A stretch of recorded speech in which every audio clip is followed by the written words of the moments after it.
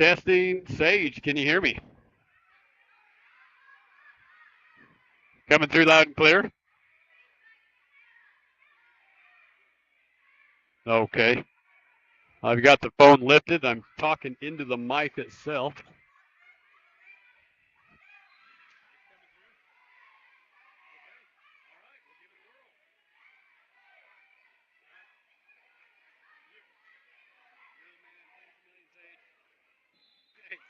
Bye.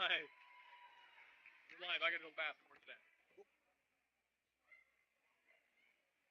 Make sure they know that.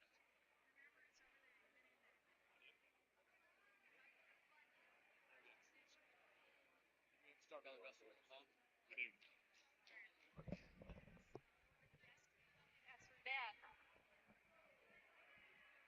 All right, Star Valley, apologize for the delay. We've had several tech issues that were resolved by very smart people. A lot smarter than me. Blake Angel here. We're at the Marsh Valley Middle School for the girls' high school tournament, girls wrestling. And once again, we've had some delays with technology. So did the home base here, but the tournament has been rolling. We're up to 126 pounds. Now, that's an Idaho weight. We do have a little bit different weights in Wyoming.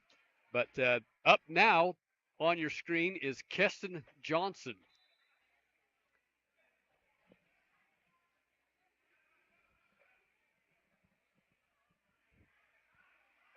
All right, Kassin Johnson lines up. The official's in the middle, and it's time to wrestle.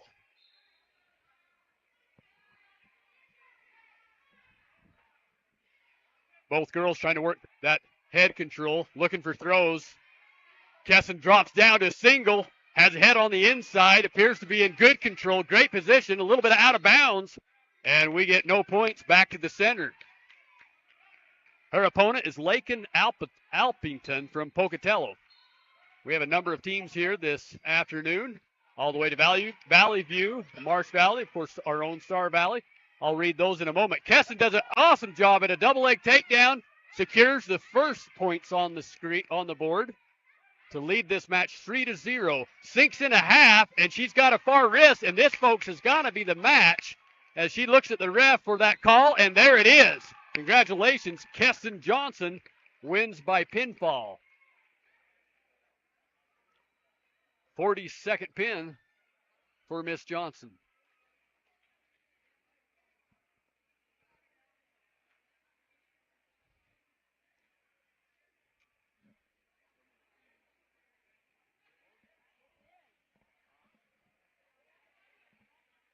Big thanks to Kassin's dad, Aaron Johnson, who is supplying the internet to help we're kind of out in the middle of nowhere where some of the internet wasn't working for us, and that was part of the delay.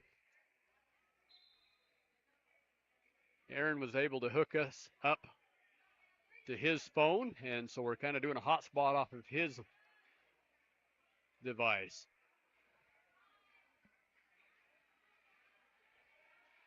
All right, ladies and gentlemen, let's just read through the teams here that we have at this tournament. As you know, the Lady Braves just finished the Braves Brawl last night. They did indeed win that tournament ahead of Powerhouse Thunder Ridge from Idaho Falls. And I don't know if these points are going to be updated. In fact, they're not. There's no points here, so this is just alphabetical order. The teams are Aberdeen, Idaho, American Falls, Idaho, Bear Lake, Idaho, Big Piney, Wyoming, Blackfoot, Idaho, Buell, Idaho, Butte County, Idaho, Canyon Ridge, Idaho, Century, Idaho, Chalice, Idaho, Firth, Idaho, Gooding, Idaho, Grace, Idaho, Highland, Idaho, Malad, Idaho, Marsh Valley, Idaho, Murray, Utah, North Gem, Idaho, Oakley, Idaho, Pocatello, Idaho, Raft River, Idaho, Rich, Utah, Rigby, Idaho, Ryrie, Idaho, Salmon, Idaho, Snake River, Idaho, Soda Springs, Idaho, Star Valley, Wyoming, Valley View, Idaho, and West Jefferson, Idaho. I think it's safe to say this is the largest tournament that the girls or the Lady Braves have been part of for quite some time.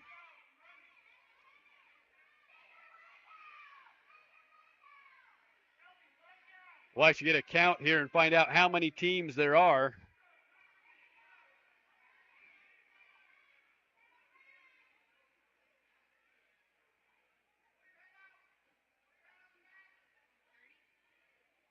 looks to be a 30-team tournament. A few hundred girls at this event, so definitely a large tournament. And there's been some really good, I mean, some of these gals, you can tell they've been around a long time. This is not a new sport.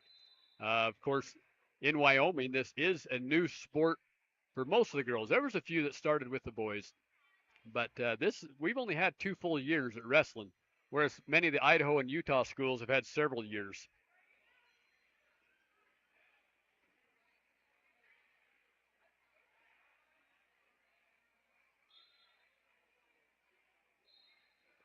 While we're waiting for another Star Valley competitor, we'll still let the camera roll here. We got a little blur on the camera. Let's see if we can zoom back out and in and fix that while we're troubleshooting before another Lady Brave steps on the mat.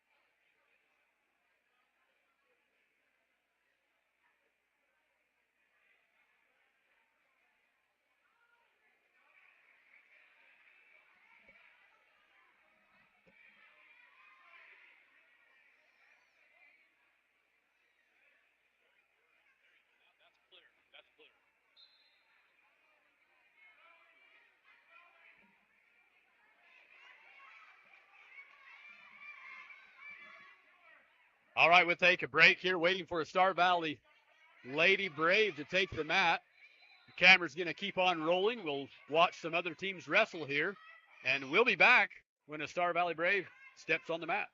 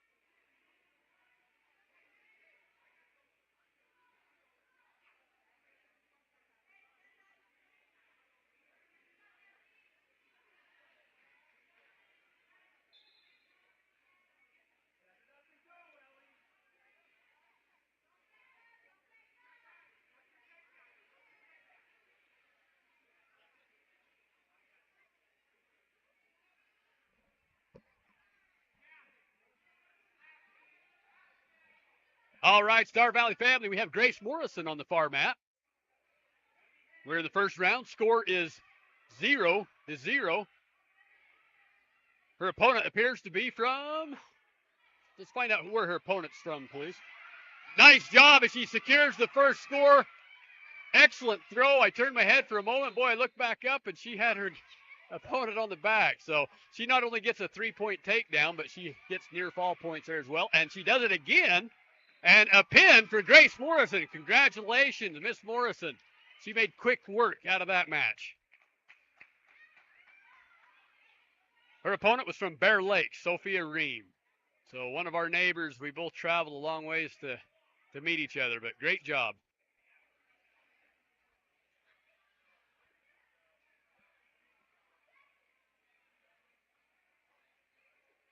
Now, folks, if you're watching the scoreboard, you'll see that there's a big difference in the scoring. We made note of this yesterday at the Braves Brawl. This year, for the first time as long as I can remember in high school level wrestling at least. Now, Freestyle USA Wrestling, they've changed rules from time to time over the years, but high school wrestling's pretty much stayed the same and pretty consistent over half a century at least. What you witnessed there is the ref, and sometimes they're still learning, they'll hold up 2 points. They don't mean to, for a takedown, that is. Takedowns are now worth 3 points. So if you look on the scoreboard and someone gets a first takedown and it says 3-0, normally we'd say, oh boy, they made a mistake there, but no.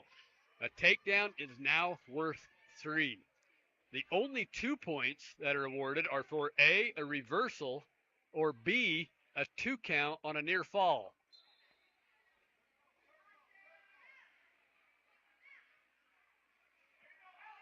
That's where the rules also changed with near falls. It used to be that you count to at least 2, you may get a 2-point near fall. You count up near 5, and you get a 3-point near fall. That has also changed. So if you count twice, or in other words, close to 2 seconds, if you hold your opponent on their back for 2 seconds, there's 2 points. If you hold your opponent on their back for 3 seconds, that's 3 points. And to make it easy, if you hold your opponent on their back for 4 seconds, you now can get up to 4-point near fall for individual moves. And that's for each move. If you break that move and come back to the belly and the wrestler in control initiates a new move and puts their opponent on their back again, they can get up to 4 points again. So you can rack up 8-point near fall in the matter of about 10 seconds. So that makes the tech falls happen really quick. Now let's say that the wrestler goes to their back and the ref counts to 2 and it's obvious they're flat, they're pinned. The ref can go ahead and initiate a pinfall, especially if it's one of those situations where they're out of breath or it looks like the move is just going to get tighter, and they will go ahead and immediately award the wrestler initiating the move a pinfall and end the match and not even flag the near fall points. So anyway, there's a perfect example right there. 3-point takedown. You just saw the official award that. Most all other rules are intact and effective as they have been in the past. One additional change is the out of bounds line. If you look at the big white circles on the red mat and the black mat near us, normally that's the out of bounds. You get half of a body out, the official would stop the action. Not anymore. You can pin an opponent, even if they are completely out of bounds, and you so much as have a limb or a leg inbounds, you can actually secure the pin. Now, the old rules were a few years ago, if their shoulders were outside that white circle, there was no pin.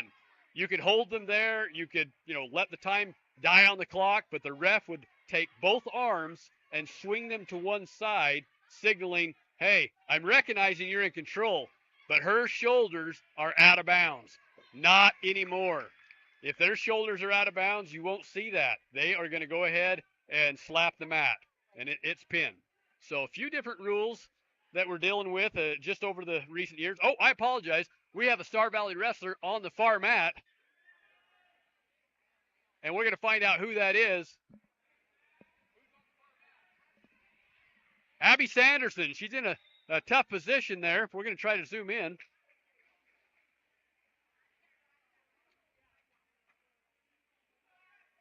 I do think that was a pin in the first round. She was taken down, and she gives that one up by pinfall. So, Abby Sanderson.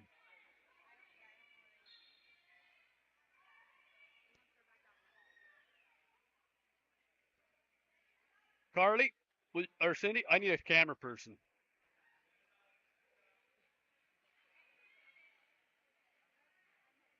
I can lower it a little bit.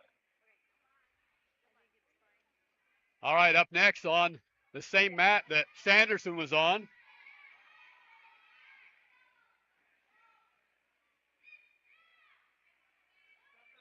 have to refresh it.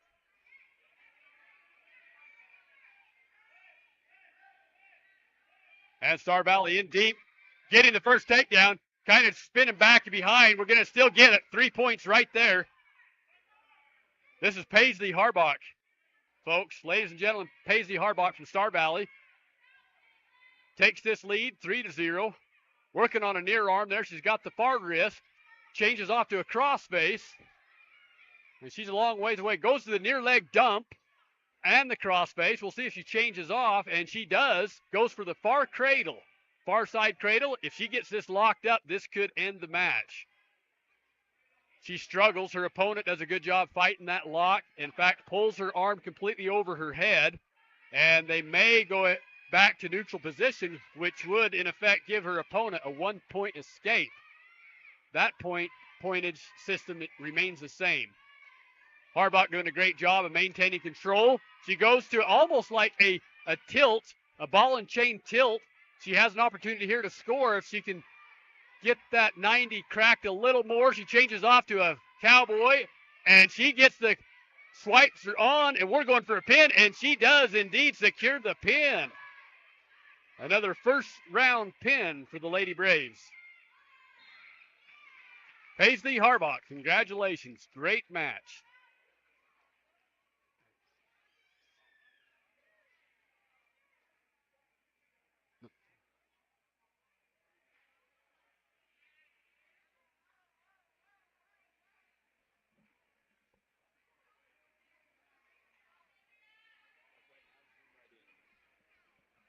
All right, up next we have Remy Alman taking the far red mat.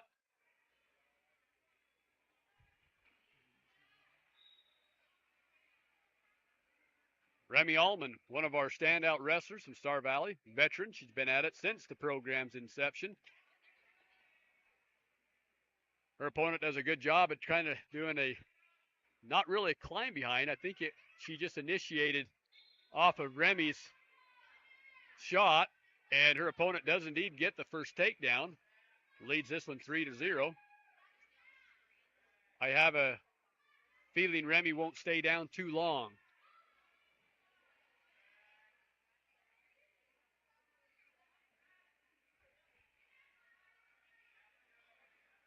Her opponent from Blackfoot, Kiana Conrad.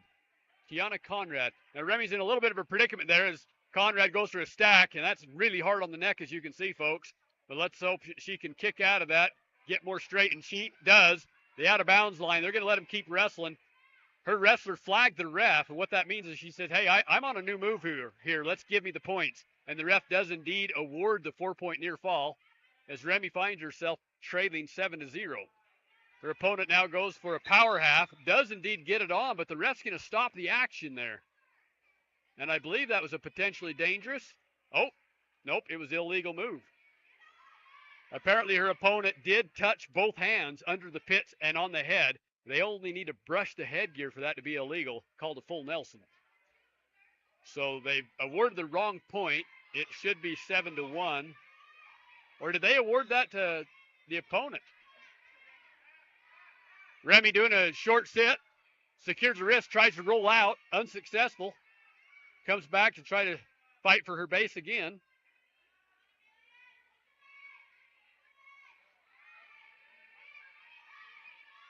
Conrad's got a cross wrist on, going for another stack. A cheap tilt, ties up that bar.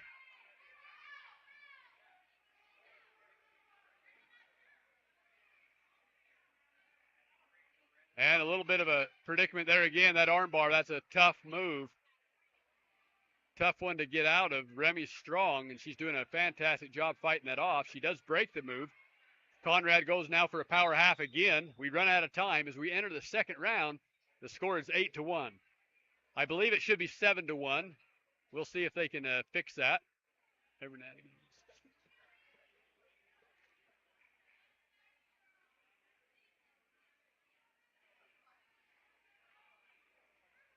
They're at the table now making the adjustment, and let's see if they do indeed fix that. Yes, they did. They took it back to 7-1. That's a lot better. Now we apologize. We are trying to reach over the top of the mat that we're closest to. We can't just pack up and move because of the equipment. So there'll be times when our Star Valley wrestler may be blocked partially, but we'll do the best we can. All right, Conrad on the bottom.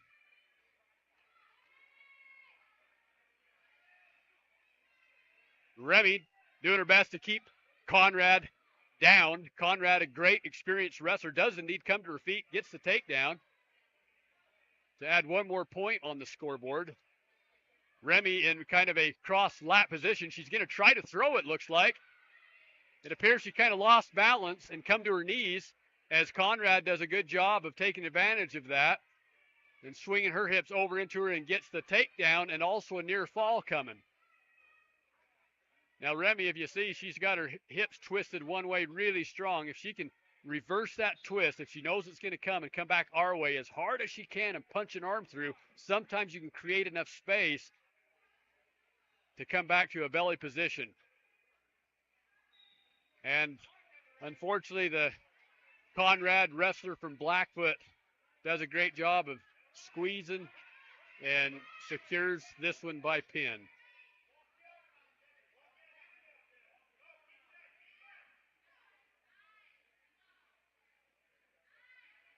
You see Coach Kennington in the corner there, Coach Waldron in the background, and I believe Coach Anderson is here floating around somewhere as well.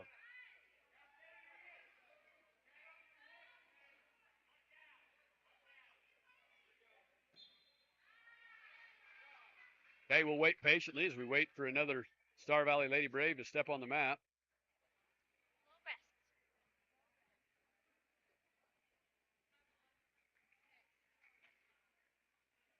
We know we're splitting attention a little bit today as we have the Star Valley Braves, the guys' side of the bracket. They're also wrestling, and they will be in their opening meet, the Braves Brawl, right in the what Dal calls the Crimson Cathedral in Afton, Wyoming.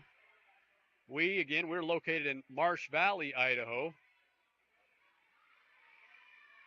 at the Marsh Valley Middle School, as the Marsh Valley Boys Tournament is also underway this weekend. This will be a 2-day weekend. We're broadcasting live with SVI Media. We appreciate their services, appreciate their equipment. They scatter themselves all across the state to make these type of events possible for the public. Also appreciate our sponsor, the National Guard, the Wyoming National Guard, the Army. I said that wrong, but they have been a great sponsor, and we appreciate their sponsorship as well.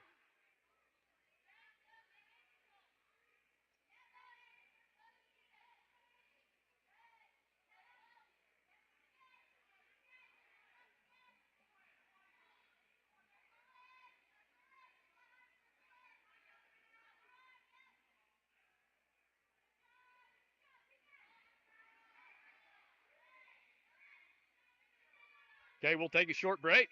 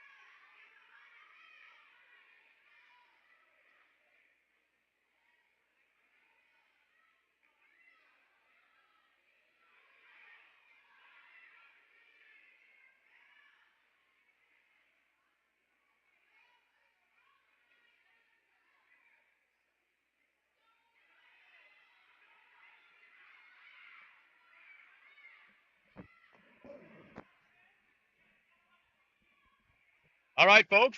Up next, we have Oakley Hepworth for Star Valley.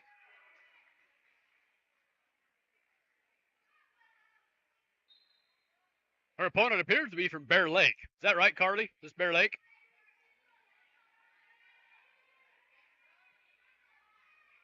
Oakley in on a nice outside single. Picks it all the way up for the first strike on the board, 3-0. Sinks in a half. Does an excellent job. Wrestling very aggressive. And this is going to be a pin. Congratulations, Oakley Hepworth, as we take this one in less than 20 seconds.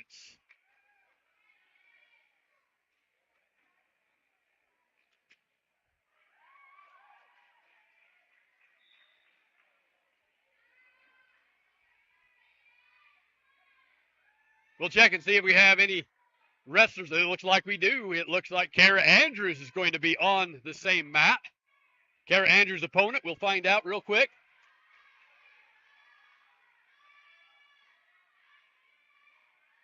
Cara Andrews will be going against a Century competitor, Samantha Azcare. I don't know if I said that right. I apologize if there's any Azcares out there, but Cara Andrews working aggressive, heavy on the head, does a drag, almost secures a great corner for a shot, comes back to face her opponent. 2-on-1 there. We call that a kind of a Russian tie. Now she's on the in. There we go. In on a nice single corner. Puts her head on the outside.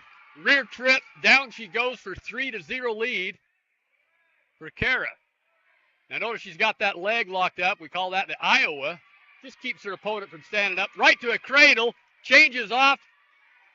Sinks in a half. Almost gets the arm. Her opponent's kind of hanging on for dear life and prevents Cara from finishing the match. Let's see if Cara picks up that ankle again. She's working hard. Looks like a crossface from this angle. Goes 2 under for a 2. Looks like she's got the barbed wire wrapped up tight. Circles the head. She's getting swipes. This may end the match here, and it does. Another Star Valley pin, first round for Cara Andrews.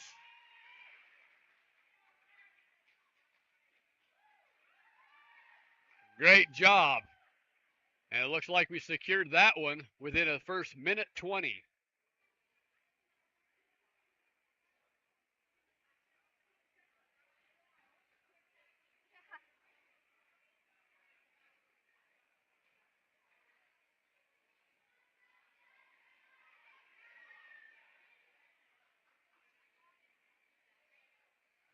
Once again, folks, this tournament is 30 teams deep, and they spread all over Idaho.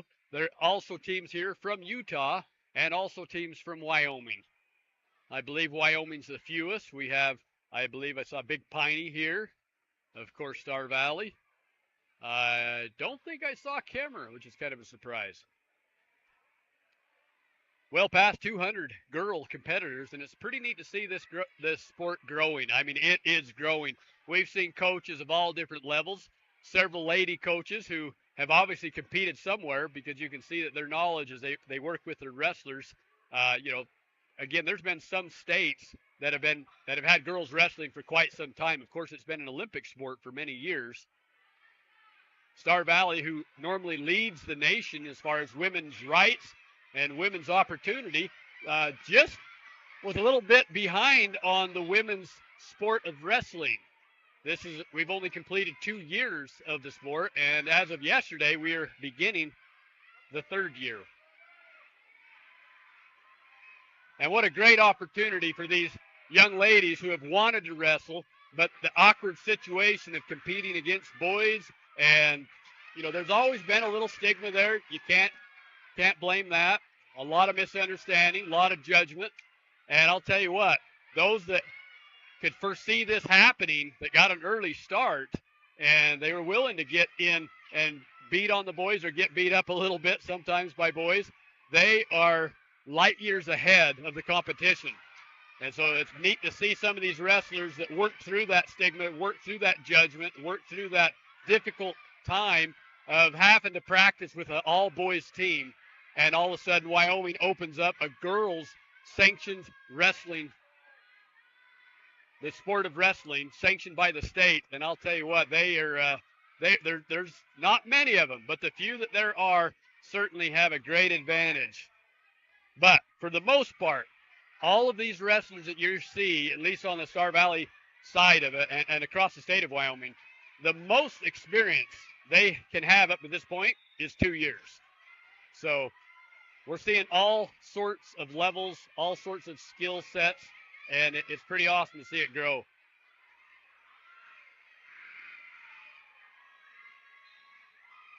We'll take a break here, let the feed still go as we wait for a Star Valley wrestler.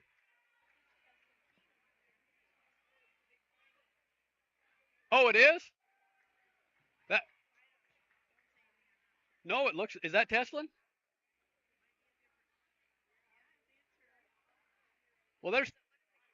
Well, I can't tell from this distance, but it looks like, folks, we have a Tess King on the far mat. And, of course, they just barely moved. How long ago? They moved this week? Okay. Maybe she's been there longer, but I believe that's the Tess King, Jake and Cassie King's daughter, and she's over there representing Big Piney.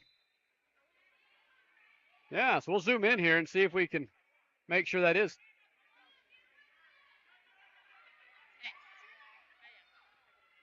And it is indeed Tess King. So that's kind of another great Wyoming and former Star Valley athlete wrestling there.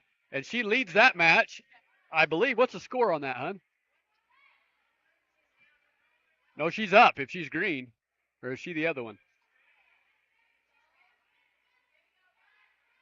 I don't think, verify that.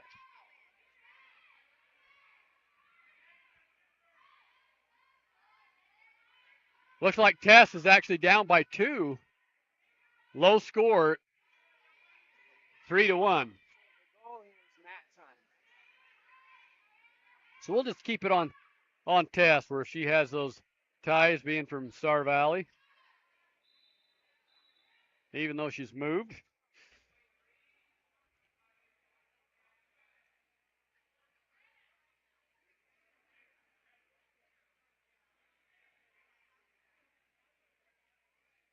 What grade's Tess in?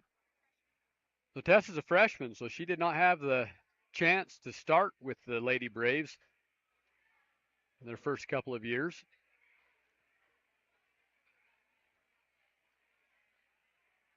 Once again, we apologize. We had several places we had set up. We've had to pack and move several times. They don't have an Eagles perch here, so we're trying to get in a position where we can see both matches if needs be. And at times we recognize we just have to kind of reach over the top of 2 competitors to try to see the others. And there'll be times when Star Valley will be on both mats, so we'll just zoom out and try to catch some action of each of those.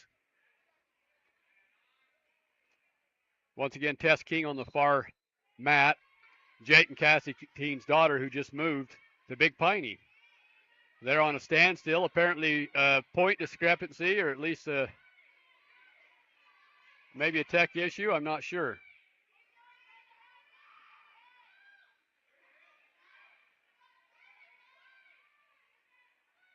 So if you look up Tess King on Track Wrestling, it does still show that she's from Auburn, Wyoming. And they just recently moved to Big Piney. So it's awesome to see some of that growth spread across the state. We'd love to have her stay at Star Valley, of course, but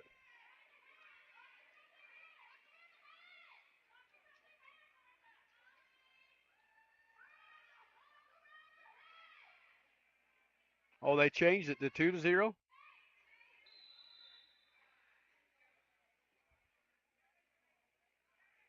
Now the score is showing 0-0.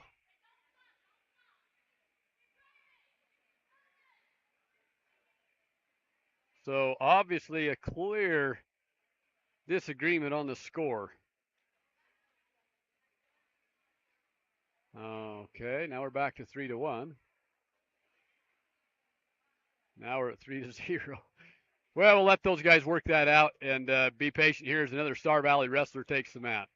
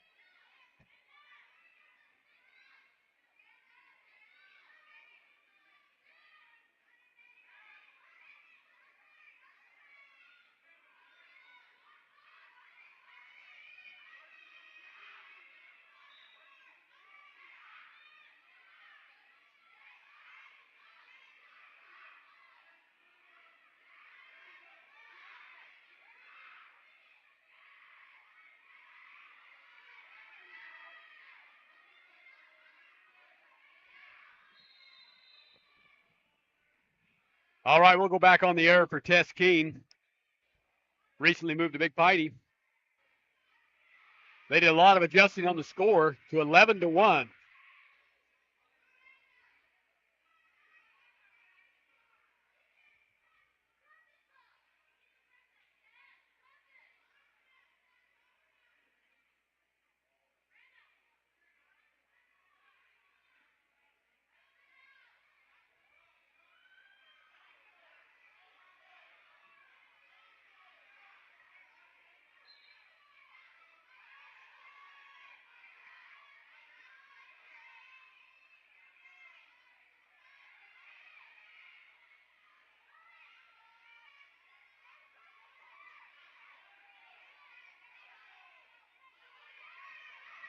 Oh, darn it.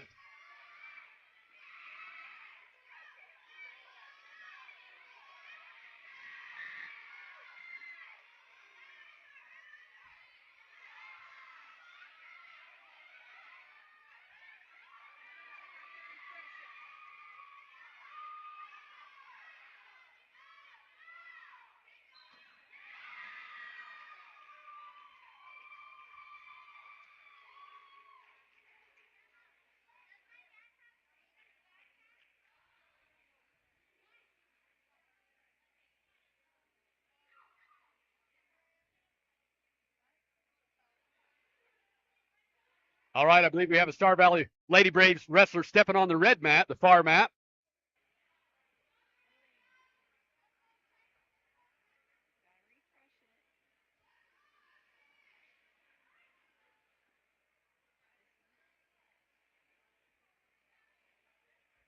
And we indeed do. This is Emelyn Warren, and she will be going against Evelyn Ricks of Canyon Ridge.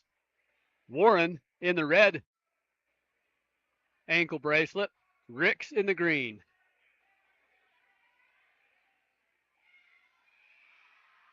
Oh, Emelyn did a great job of sprawling, almost had a spin behind. She does succumb to the first takedown as her opponent receives 3 points. Trying to wrap up a cradle there. If Evelyn can keep that leg away from her face, away from her chin, kind of mule kick out of that, there's the best chance of survival here. And unfortunately, her opponent does get that locked up. Rocks her back, does get 2 count, and there might be more count coming. Warren's doing a good job posting that leg, trying to bridge up. I can't see if she's got her elbow also posted to the mat. That cradle can be deadly. She's stretching out one arm and trying to post that leg and bridge. She's doing a great job. Her opponent decides that's not going her way, so they go back to their belly just for a moment. The lock has not broke, but the ref has indeed flagged 4 points. So there's a 4-point near fall. Okay, now she can pop her head up. Unfortunately, her opponent's got a half on. She does a good job reaching. She's peels it off halfway. Her opponent still tries to run it and does get Emelyn over. Oh, and unfortunately, after a good fight, she does succumb to that one by pinfall.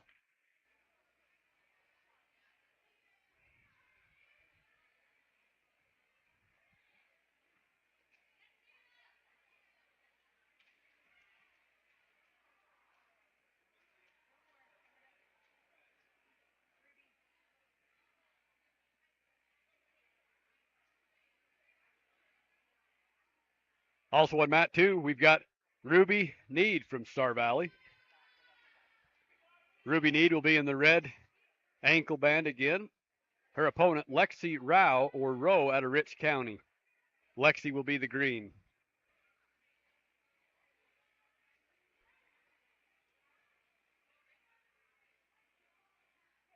What grade's Ruby in? Do you know? They don't have it posted here.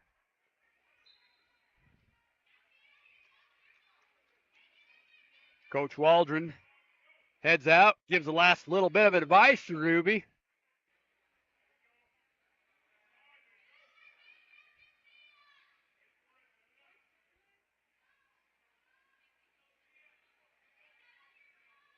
All right, match should be underway now. We'll see if we can get over the top of these closest opponents on the mat.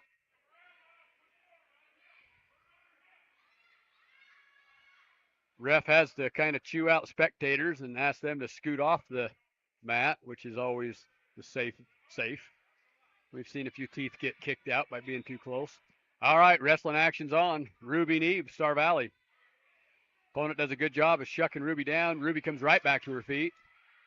Ruby's got a leg of her own. She is unfortunately in that what we call the co-lock from a front headlock, and she does give up the takedown and goes to her back. Big fight there. That's a tough one to get out of, folks. Extremely tight. This is one thing about wrestling. Oh, and she does. What a great job. She was able to get out. If she can pinch that elbow down really hard, not able to do it. This is where wrestling teaches some pretty heavy lessons. Out of air, someone's on your chest, little oxygen around your throat, and you still got to be able to think rationally to thread your arm through, twist your hips, and not just lay there and give up. And Ruby has proven that she can do just that. She's working great under extreme pressure, keeping her hips twisted, trying to post that elbow into the mat, trying to let that time go, and unfortunately she does give up that one by pinfall.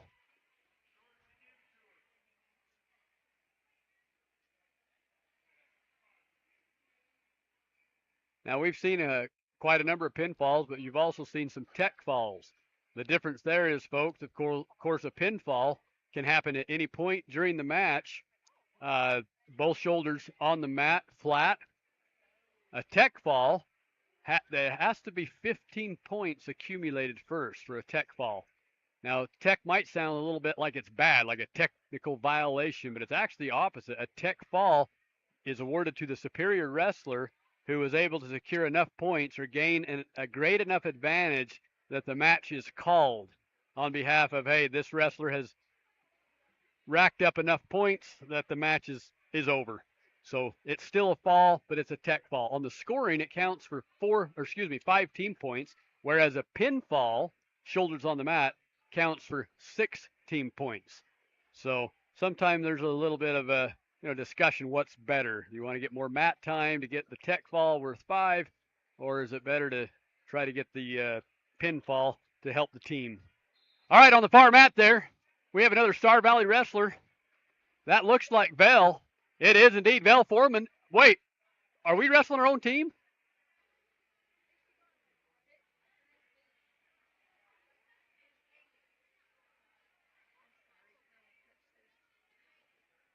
All right, we got a coach standing right in the way. We'll see if we can get around him. Vel Foreman has a near side cradle locked up. Does indeed get it to strike first for 3-0. Her opponent also from Star Valley. We're trying to look at track wrestling to see who that is. Who? This is Haley. Haley Pattingale.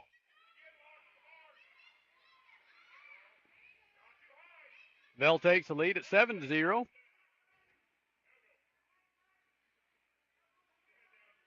Both wrestlers really respecting each other. No one out to hurt anybody.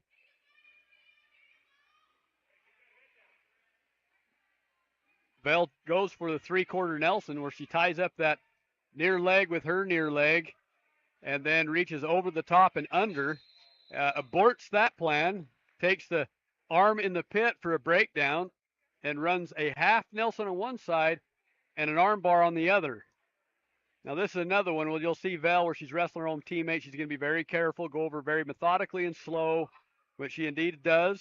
She's getting the count. The ref has indeed established that she has 4 points awarded to take the lead 11-0.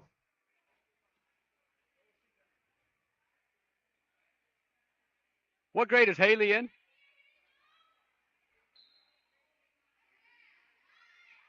Haley a sophomore, Vel a senior, so a senior-sophomore matchup. Haley gets a point on the board for an escape as Vel Foreman winds the clock down here to enter into the second round. Ref flips the coin. It's going to be Vel's choice as she is wearing the red ankle band. She defers that to let Haley choose where she wants to be.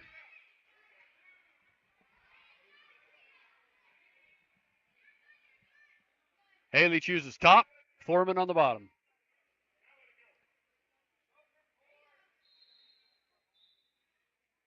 Bell hits a picture-perfect switch to come back up on top. 2-point reversal awarded. Back to a quick return. It's always tough when you have two Star Valley girls travel all that way to wrestle somebody you're sitting next to on the bus. But sometimes the way the brackets and the tournament draw works out, you just have to do it. Vel Foreman has a stack on and does indeed secure the pin. Congratulations, both wrestlers.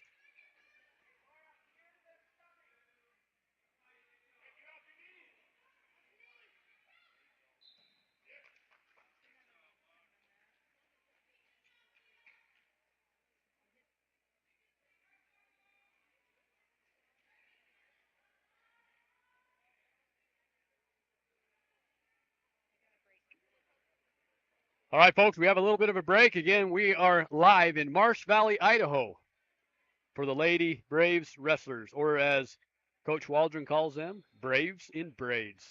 We'll take a short break.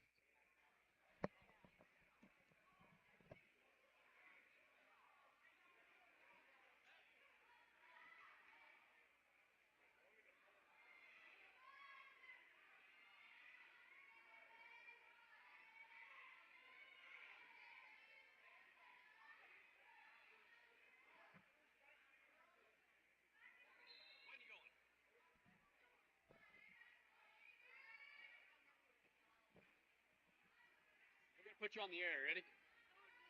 Oh, you're already on right now. They hear you.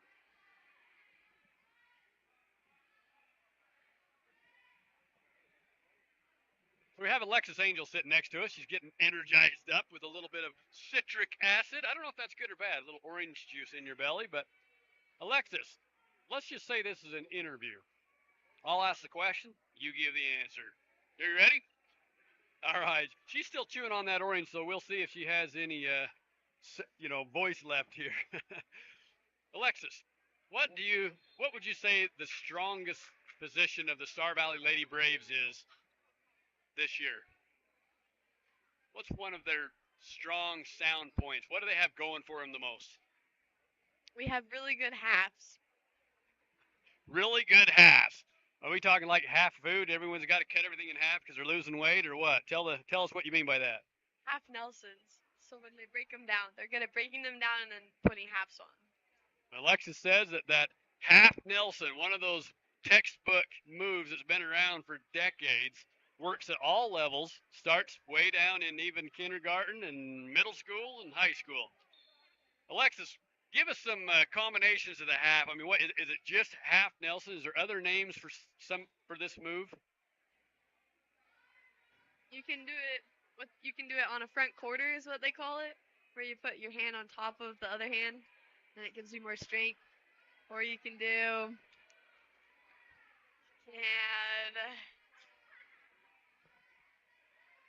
front quarter it. Wait, I did that one right. Yeah, I think you did the front quarter. What about when you're in the top position and their head's up? What do you do? Cross face. Well, I mean, sticking with the half Nelson. Oh, you can do a cow catcher kind of move. I was thinking of the one that starts with a P, but rhymes with hour. Power half. Tell us what the power half is like. How's that different from a regular half? It's just like the front quarter, but behind. What part of your arm do you do to get that one on? With your forearm. Use kind of so you're saying use your forearm and your hand for that one, right? Yeah. All right. Well, Alexis says the half Nelson and all of its series, whether it's quarter Nelson, half Nelson, power half. Tell us about the full Nelson. That's illegal. What is the full Nelson? It's where it's a half on both sides, and the ref will stop the match. Now, you just told me, though, you can use both hands. You can push with one arm the head down and half with the other arm. What makes a difference? If you put them under both arms. The half arm. If you put what under both arms? If you put your arms under both their arms. Okay, so if you're under the pits, that could potentially be a full Nelson if both hands go under the pits and tag their head. But you're saying as long as one hand is above the pits, on top of their shoulder, you can go ahead and touch their head with their free arm? Yep. Okay. What happens if you accidentally put a full Nelson on in a real match? They'll stop the match. And the ref will say, don't do that again. They get a spanking, right? In what form? How do they get a spanking? What do they lose or what do they get? The opponent gets a point. That's right. The spanking is the opponent receives a point. You don't lose one per se, but in reality you do because they've advanced on the scoreboard, so you are now a point behind or a point less than what you thought you were ahead. Give us some other good news about Star Valley Wrestling.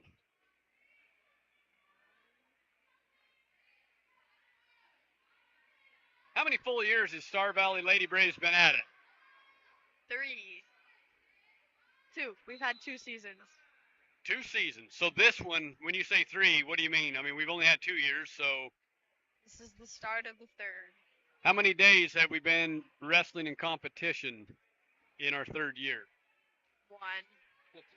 1.5, right? You got to count yesterday, so 1 full day. As far as the team depth goes, do you see similar strengths as in the past? A little lighter, a little heavier?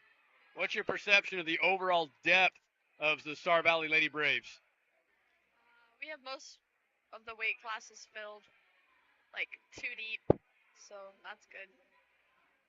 So you would say we're pretty similar, similarly stacked to previous years? Yeah. We have about 4 more girls than last year. We have 4 more girls than last year. Wow. Okay, I didn't realize that. How's the incoming freshman doing? Good. We have Paisy Harbach. She's really good. She's worked really hard in middle school, and she's really good now. So she'll come a long ways. I'm excited for her. That's great.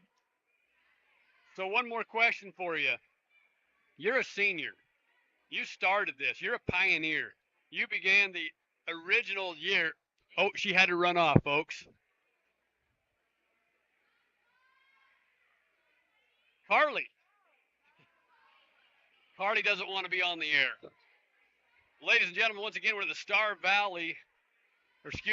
Marsh Valley. Star Valley was yesterday. Marsh Valley Tournament, Lady Braves, 30 teams deep. If you were on the air with us a few seconds ago, that was Alexis Angel. She kind of got roped into a short interview while we're burning some time here waiting for another Lady Brave to take the mat. We'll go back on a short break.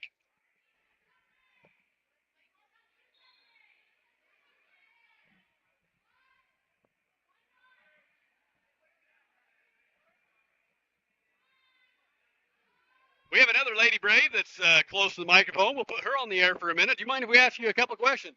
Sure. All right. State your name for the record. Kaia Allred. This is Kaia Allred. And are you a current wrestler? Yes. She is a current wrestler. Kaia, as you looked around at the Star Valley Lady Braves this year, give me some positives. What do you see that's a benefit? What do you see that's going good? What do you see that's like thumbs up? I just think that our team gets along really well, and we just have a really good team dynamic. That is great. So look, team unity, very important in any sport, right? Yeah. But wrestling's kind of an individual sport, is it not? Yeah, it is, but at the same time, it's completely all team because you have to go and watch all your teammates and cheer them on. That's right. Tell us a little bit about the energy, the excitement when a Lady Brave steps on the mat. Now, I know it's tough in a tournament situation because you divide the attention. You know, we have sometimes 2 competitors going on at once or another wrestler needs to warm up. But kind of describe what it's like when a Lady Braves takes the mat. What's the rest of the team doing?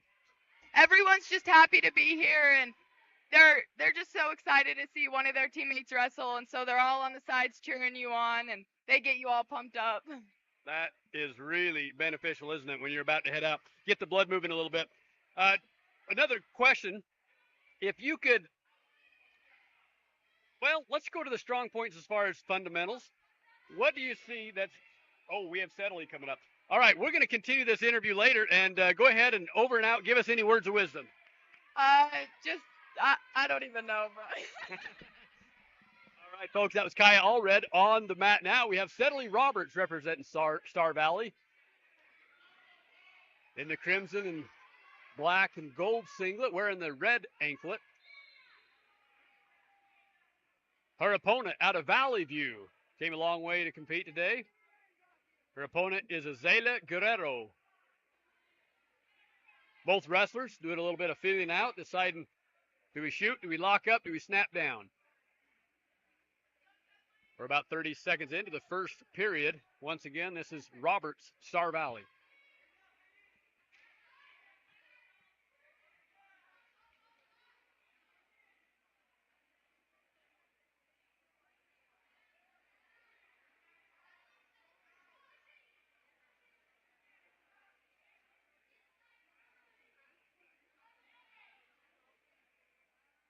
Now, if you notice, they're trying to get the head position is important. Now, both these wrestlers are head to head. That means it's anyone's position.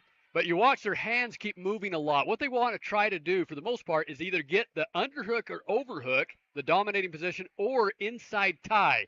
And so watch that elbow pump there. That was a great move by her opponent. So sometimes if you hang your hand on their head, they'll pump that elbow over the top and try to get either a climb behind or a corner single. So Sedley's got to watch that because her opponent seems pretty adept at popping that elbow. Now notice Sedley right there does have inside tie as she has her her left hand clubbed around the wrist of her opponent. Now from that position, there's a move that's known as a slide by. In fact, Rulon Gardner kind of made this famous, and we actually called it the Rulon. If she shucks her head hard to the right and puts that hand that looks like it's hooked over in her opponent's throat at the same time, I know that sounds bad, but kind of twists her hips at the same time, that motion will cause the opponent to fall flat on the mat, or at least to overextend themselves where you can actually secure a takedown, get a deep shot. Sedley Roberts' choice, she defers. Nope. Her coach says, if you want to be neutral, let's go neutral. So we're going neutral position into the second. Still a scoreless match. She said, hey, that wasn't enough fun the first round. Let's try that again, both on her feet. I want a rerun. And she indeed gets her choice. Now she's back in that inside position. Neither opponent here has what's called an overhook or an under, but merely just a collar tie. Now right there, if you notice, her hands are locked, and she's okay there until she gets behind. As long as you're in a pinning combination, you can lock your hands in high school wrestling. In collegiate, same rules there, but in USA or freestyle wrestling, boy, you can lock your hands anywhere. But in this competition, you have to have a pinning combination, something like a cowboy or a headlock. Oh, they're going to give a stalling to Sedley for backing out. When we say backing out, if you take too many steps consecutively backwards, you will lose a point. And she's got to be really careful to circle. What you want to do is keep moving your hips side to side, side to side. If your opponent's pushing at you, you got to just move your hips to the side, circle, circle. Because that moment, even if your opponent initiates the push, that moment you've been stalled and you walk back again, the ref will say, that's it. We're gonna ding you for that. Ref's calling for action again as we are about 35 seconds remaining in the second period. Still a scoreless match.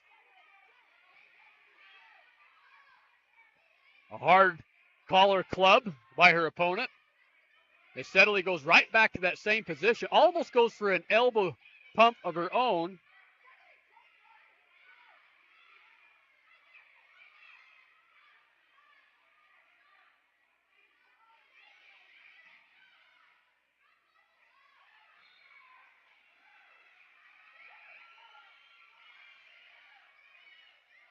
Time winding down with final second to go, and we enter the third round. Scoreless, 0-0. Valley View's choice looks to her ref, and her ref says, let's do that. Let's do that again. All right, we're going to go both to our feet.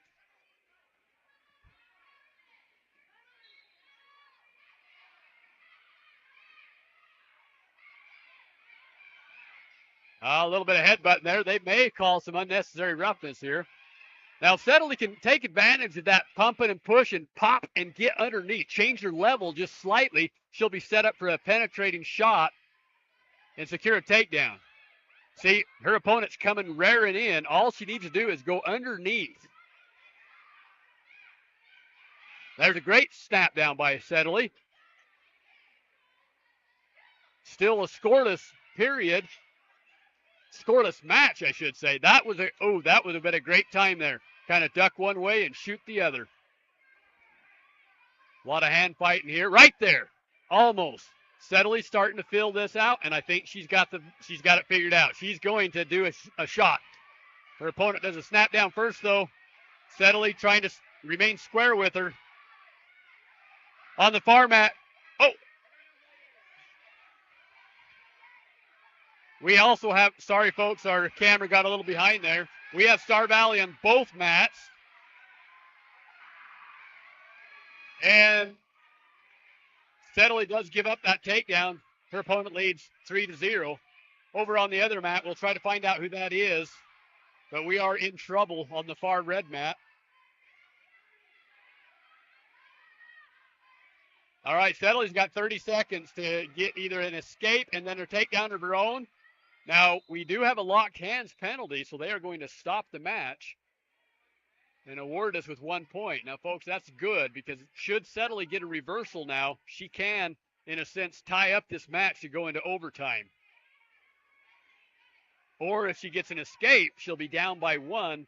She then needs to get a takedown, and she will lead by 2. Scores 3-1, 22 seconds remaining in this match. Still waiting for word on the far mat, but it does look like we did give up that one by fall.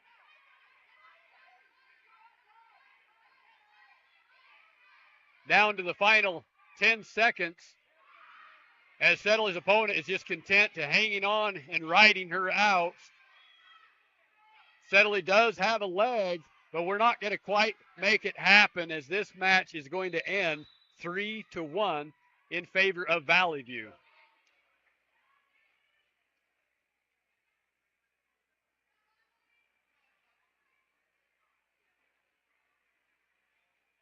I tell you, that was one of the longest matches on the feet I've seen for a long time. And both opponents were completely content of being on their feet. But Valley View was the one who was able to say, I'm not going to end this match without a takedown, and she does strike first. And it was just the points needed to take home the win. Did you start last year or 2 years ago? Did you start last year or 2 years ago? Last year. Last year. So you were part of what we call kind of the sister duo, right? You had, we had 3 sets or 4 sets of sisters, at least 3. Yeah. Tell us a little bit what that was like to be a pioneer in the sport of wrestling in Wyoming, let alone at Star Valley Wrestling, but also to have the opportunity to wrestle on the same team your sister was on. The first year was kind of rough. It was just hard, and everyone was getting used to it. But I loved wrestling with my sister. She helped me so much with everything, and she was just always supportive. That's fantastic. Pretty rare opportunity, but sister siblings on the same wrestling team. Tell you what, that's history right there. Well, we're going to take a action back on the mat here, and we appreciate Kaia for answering another question as Brooke Schwab takes the center. Brooke Schwab, another one of our wrestlers who started in the infancy of the program. She has 2 years under her belt. This is the beginning of her 3rd year. Has great head position. Now notice she has her opponent's head tucked in deep. Brooke is the one that's seeing clearly, has her head to the side. She can turn that in a little bit. She decides, let's just chuck her out and start back neutral.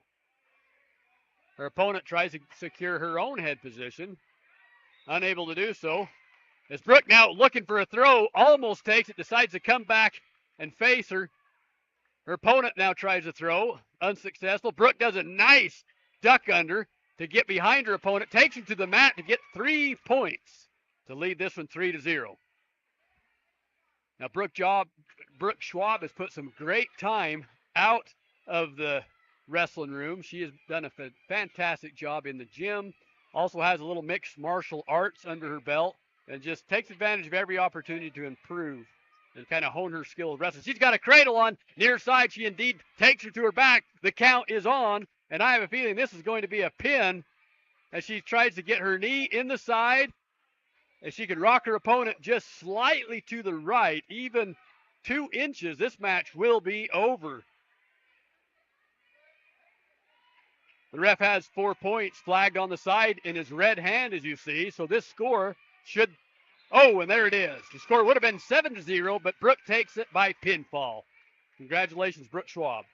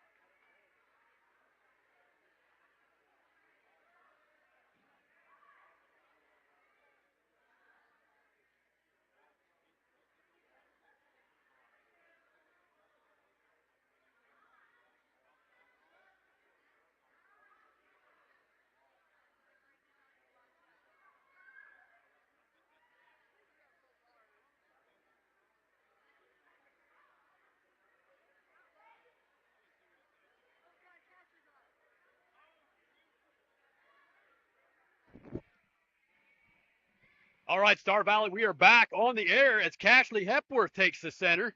She's actually on the far red mat. Red ankle bracelet. Takes a nice cowboy attempt. Turns back and faces as that doesn't quite go her way. We're only in the first round. She does a great sprawl and gets behind her for the first points. Score 3-0 in favor of Kashley.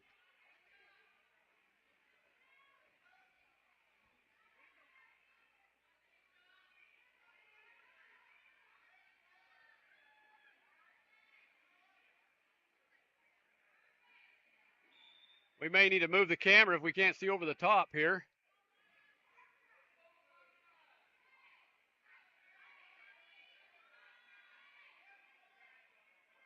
All right, Kashley seems to be in control. And it's really tough to move this camera, but she looks like she's working.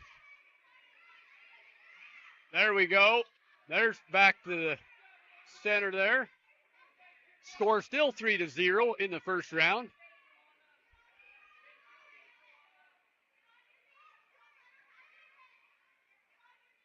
Her opponent's doing I don't know if I'd call it a good job because it's almost a stall job. You can tuck your elbows and hands underneath yourself for so long before that ref says, hey, open up. In fact, you just saw the ref call out no stall points, luckily, or stall warning, luckily for her opponent, I should say. Coin toss goes in Star Valley's favor. She has her choice. She consults with Coach Waldron. Coach Waldron says, hey, we did good on her feet the first round. Let's try it again. Kashley immediately in aggressive wrestling. Goes a double underhook.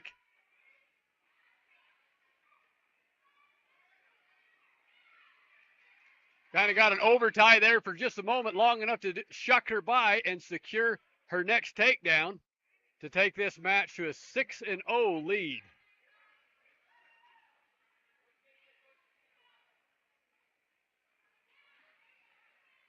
Looks like she's got a crossface on and trying to lock up a far side cradle. Once again, her opponent has wrapped her hands around her, and she does indeed get it, rocks her back. This is going to be a pinfall, and she does. Early in the second period, Kashley Hepworth takes her match by pinfall. Congratulations, Miss Hepworth.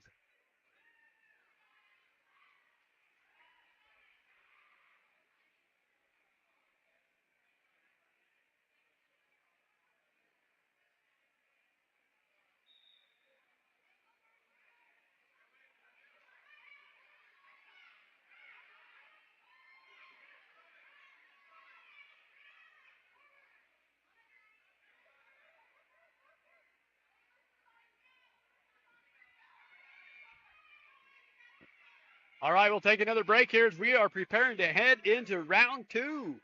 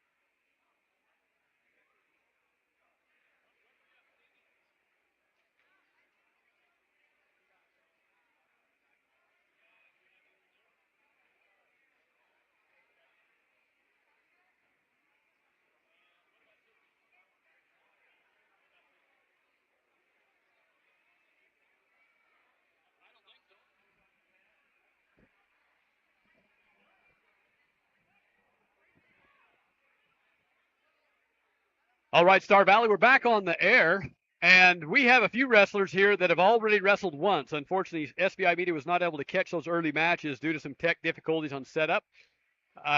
Tootsie, I believe, will be up in a few matches. That's one that we miss. Kenna Merritt has already wrestled once, and she will be up in 2. Kenna Merritt will be on the far mat, or is she on the close mat? Okay, Kenna Merritt will be on mat 2. That's the red mat across the way.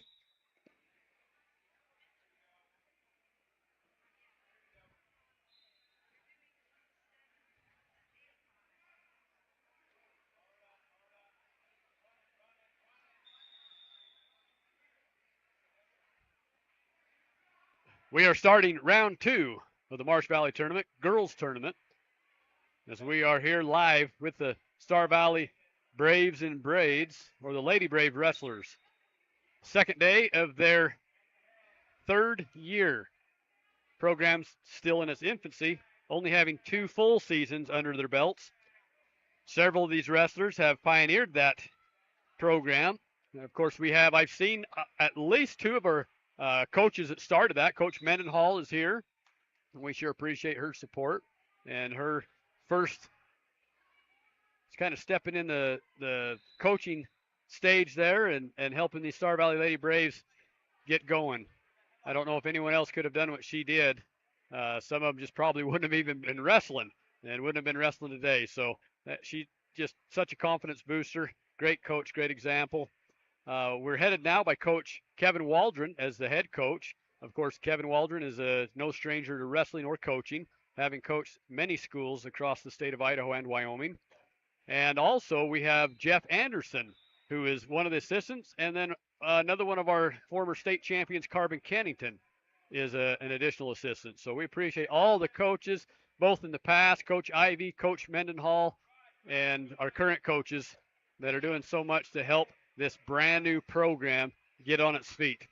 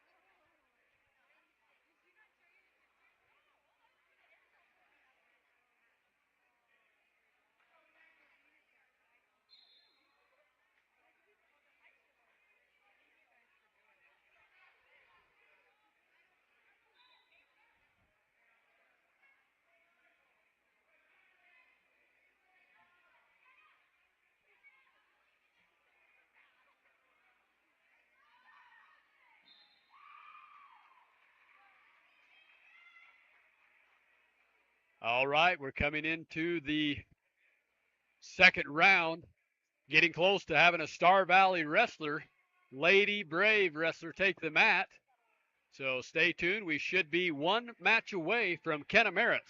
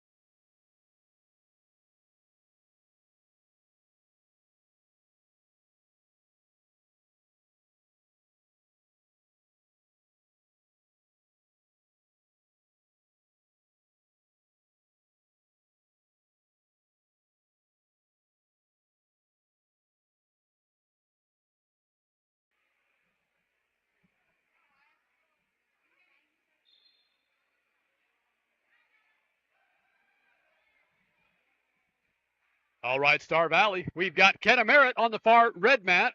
Carly Angel will be up on deck on the close mat here. So we've seen some very higher level competitive wrestling from what we're used to seeing. I'll tell you. Now, of course, the Lady Braves have grown leaps and bounds in their second year, but you can definitely tell there is a level of wrestling among some of these teams that shows years more of experience. Of course, we always have a few on the team that are extremely tough. Kenna Merritt now, neutral position, scoreless match. Her opponent is from, where's Kenna's Blackfoot opponent in the green and black? Kenna in on a nice single, lifts it, elevates, head to the side, and she's going to get the first takedown as her opponent tries to head whip her, chin whip her around. Kenna hunts the half immediately right after.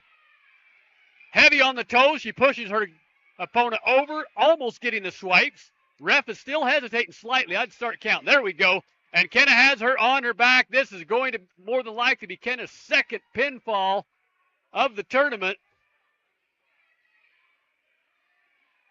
Her opponent doing a good job fighting, comes back partially to her base, and there's the points awarded. Kenna now leads 7-0. We have Carly Angel here, so we'll try to zoom where we can see both wrestlers. Carly wrestling up a weight class for this tournament.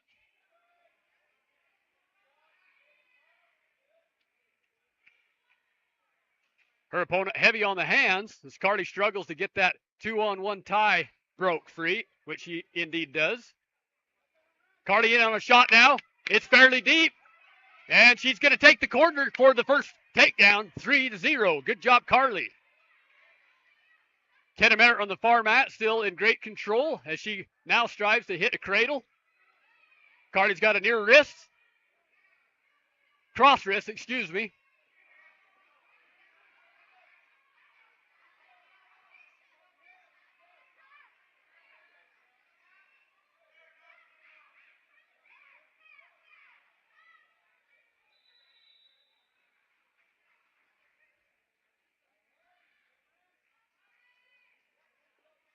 Maintains that near wrist. She needs to work a move from that as we are on standby on Kenna Merritt's match for here.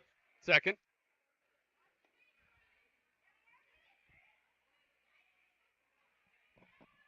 I'm going to take a break here as I do a little help cheering.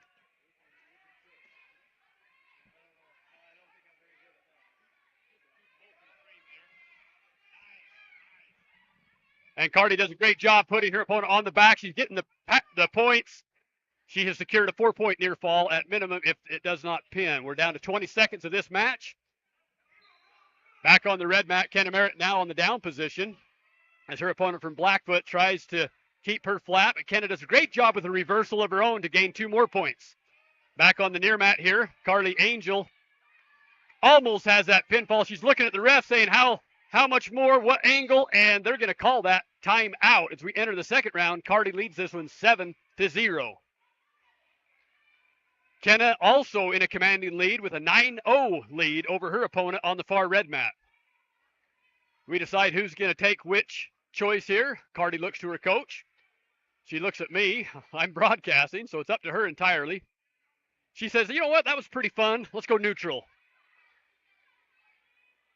Kenna has her opponent in a near fall predicament on the far mat, and Carly and her opponent both facing each other. Carly doing a good job hand fighting. Her opponent looks pretty savvy on her own gunfights.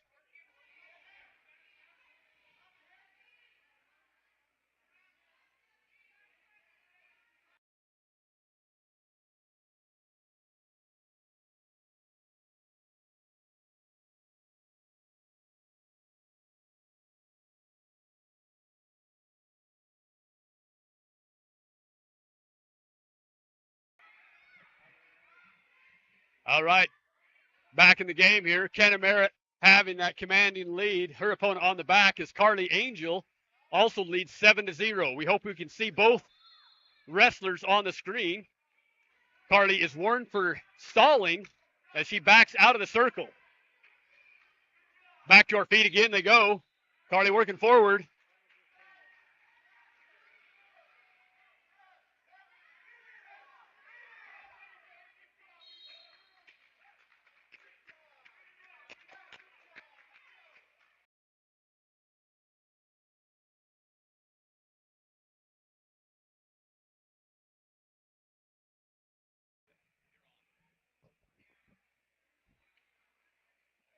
All right, filling in for Blake Angel here. We got Carly on the down position.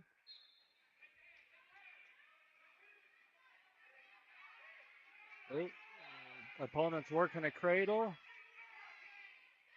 Carly fought that off. That's good. Opponent's working another far side cradle. Carly's doing a good job of defending herself against that.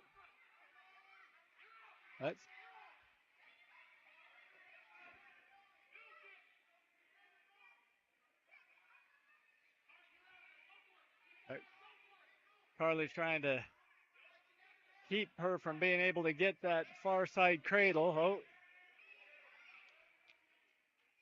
Oh, and she's done a good job of defending against that. Now the opponent's trying to use a barbed wire.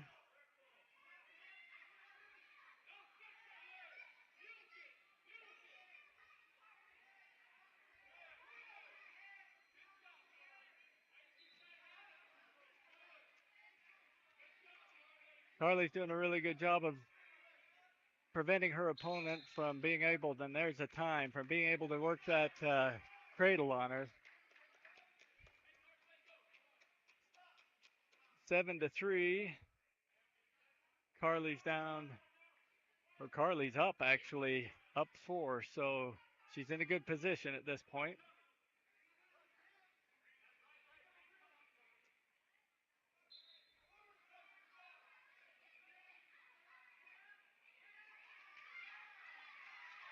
Carly gets one reversal, or one escape, and still not called yet.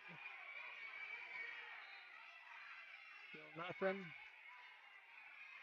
There she goes. That'll be 2 or 3. They changed their scoring on that, so 3-4 total.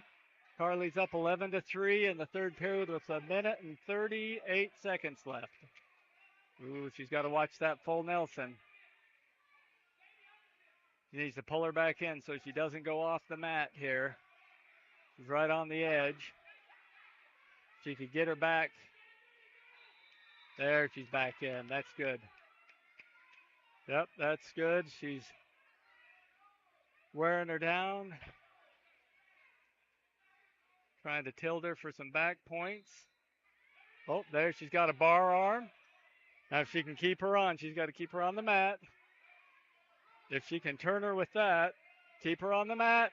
Oh, keep her on the mat. Oh, off the mat. That's not what she wanted to do. Oh, I just hit the wrong thing there. She's still up 11-3, 55 seconds left, remaining in the third period. Carly's in a good position.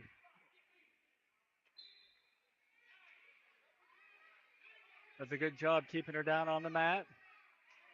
Breaking her to the near side there. Oh, yep. Picks that heel up.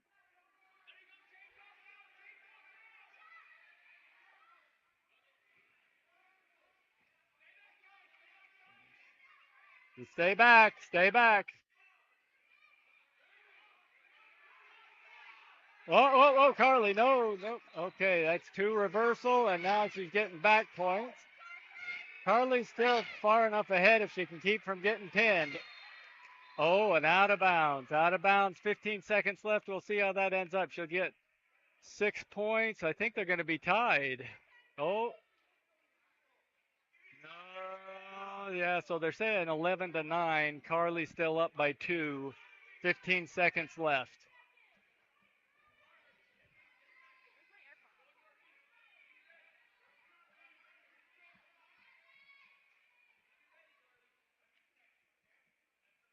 Okay, 15 seconds left. Carly's up by 2 points. Just got to stay off of her back. 10 seconds. 7 seconds left. I think she's going to win this one. Oh, yeah. That's it. Carly won 12-9. That was a tough match. That was a good job. Good job, Carly. Okay, on the far mat, I am not sure who that is. Oh,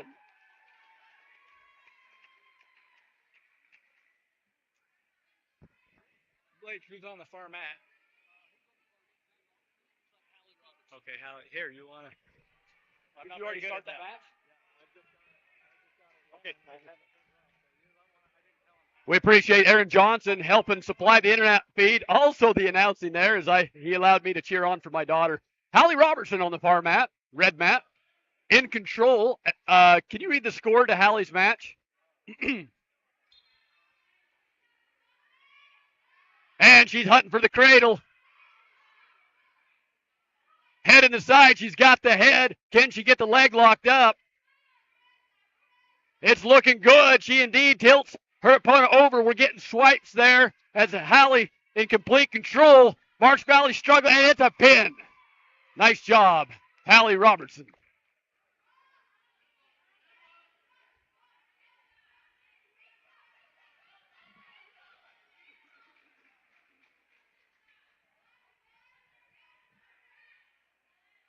All right.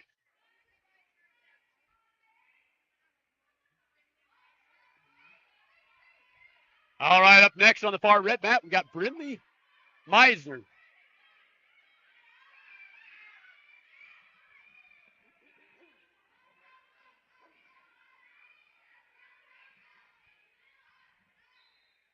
Brindley will be representing 114-pound class. Brindley had a great first round, defeating her first opponent. Her opponent does, in this round, a pretty nice fireman's carry to secure a 3-point takedown.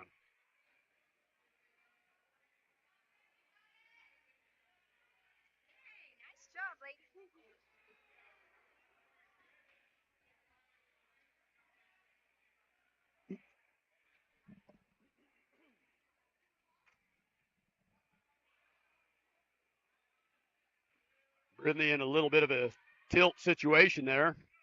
Going to sacrifice a few points. Very hard to get pinned in that position, but she will succumb to a 4-point near fall.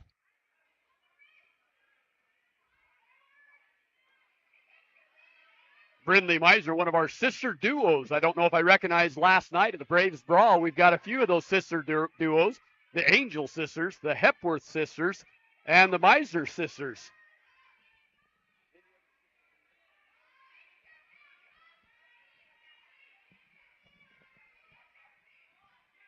Another near fall situation there. Meisner did a good job fighting that off, loosening up some space to come back into the base position.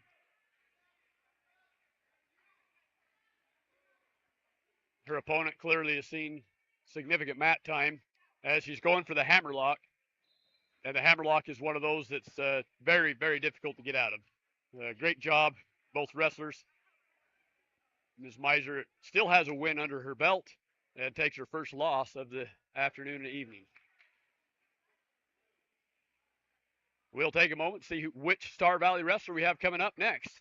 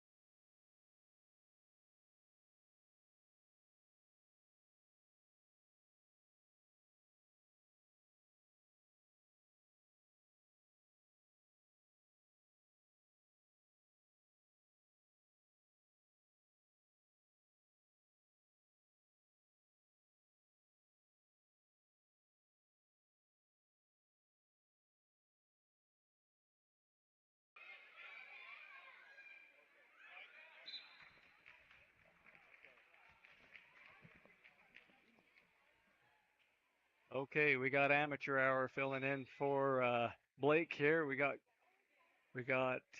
Alexis on the far mat over there. Oh, goes in for a single leg takedown there. She's got to finish it up. Oh, does a good job of getting behind her. Be up 3. Up 3. Alexis is doing a good job.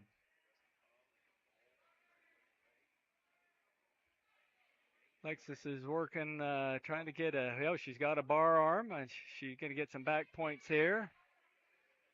Oh, she might get a pin out of this if she holds her there. Looks like she just might be able to get a pin. She's got her 4 near fall points already. Ref is holding those to award them until if she gets off her back, but Alexis obviously going for the pin here. I think she got it. Alexis gets a fall at 1 minute and 1 second. So 59 seconds for a fall for Alexis Angel. Good match. That'll make her dad happy.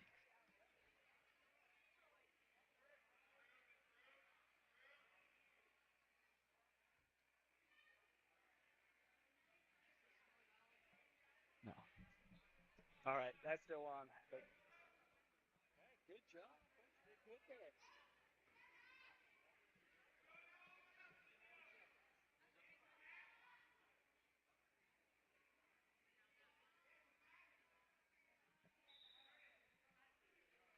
Kassin got a buy or just no? She'll get on.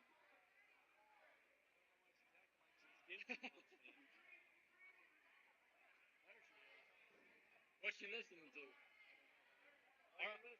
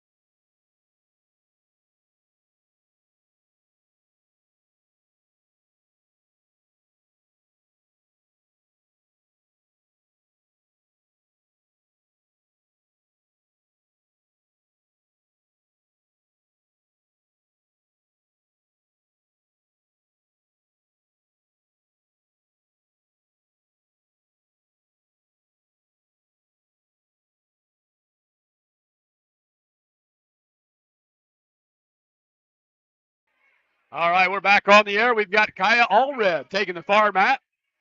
She'll be wearing the red ankle bracelet.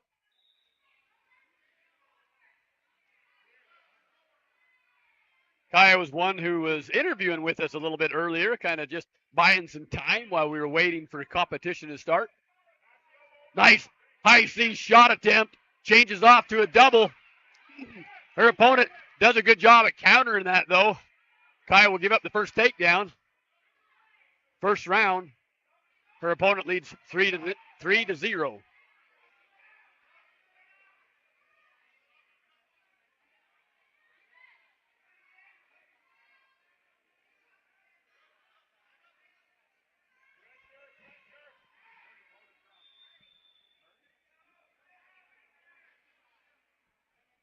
All right, going back to our feet, we got a stall call for parallel riding. The opponent from Murray, Utah. Once again, this is Kaia Allred. She was on the air a little bit, I don't know, about an hour ago with us. Talked about the excitement to start pioneering this wrestling program and have the opportunity to be on the same team as her sister, who is now graduating. Kaia does a great switch, takes the leg, head on the outside. Awesome attempt, just barely short of securing the reversal. Her opponent might get hit for unnecessary roughness. And a half comes in. Kaia does a good job, reaches up, rips that right off, comes back into the wrestle position, up to her knees, almost comes up to her feet. Now, this is where it could be tricky. They could essentially call Star Valley also for stalling. She's probably just saying, hey, and they indeed do. That's kind of a payback. So now both opponents have a stall warning called. Kaia does an excellent job ripping that half off once again. And she's to her feet. She's got hands, fingers. If she can break that lock, and she does for her 1-point escape. Good job, Sister Call or Miss Allred. Now let's see if we can get another takedown of her own. She heavy on the hand, snap down, spin behind to take the lead. 3-point takedown, Kaia.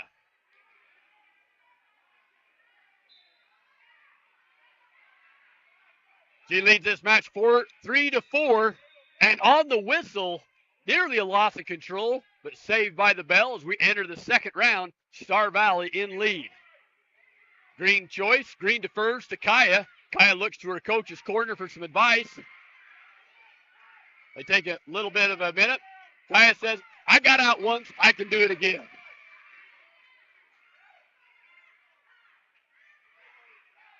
All right. Second period about to start. Kaia leads this match 4-3. Clears that arm off the whistle. Opponent recovers.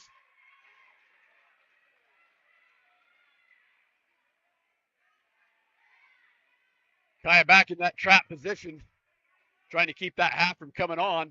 This is where we got to be careful. That ref could indeed take a point or give the other opponent a point for a stall. They've both been warned. Opponent has, from Murray, Utah, has a crossface. Kaia did a good job at getting that off. Now, both wrists under. That's a tough situation to get out of, but Kaia's doing a fantastic job maintaining her base, trying to fight wrists best she can. She brings a leg up. There she goes, grabs some fingers. You have to have 4 of those. Oh! And her opponent does a good slide job of sneaking the half in when Kaia was trying to fight to her feet. There is some near fall coming. Kaia's twisted and turning, and she's fighting both ways. Oh, and that's always tough being ahead, and you take that risk when you say, hey, I'm going to go down. Unfortunately, the match didn't go her way as she was nearly out, but that sneaky half, as Alexis talked about earlier, that half has been around for ages, and it can come out of nowhere and sometimes put even the best of wrestlers in a predicament. So great match for Kaia Allred as she was ahead in that match and succumbs to pinfall in the second.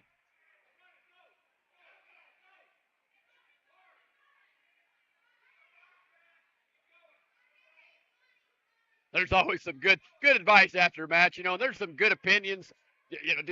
Depending on the temperament of the athlete. Sometimes it's best to give them a pat on the back and say, great fight.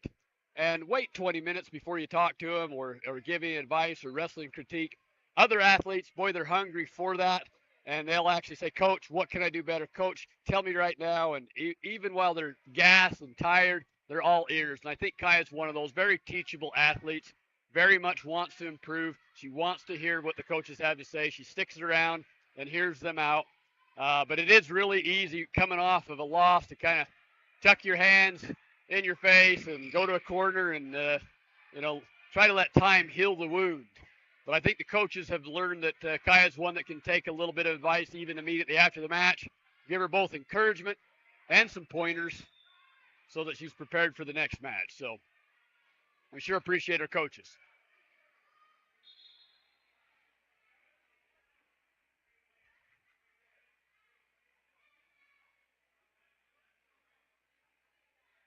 All right, we'll take a momentary break as we zoom back and wait for our next Star Valley Lady Brave to take them out.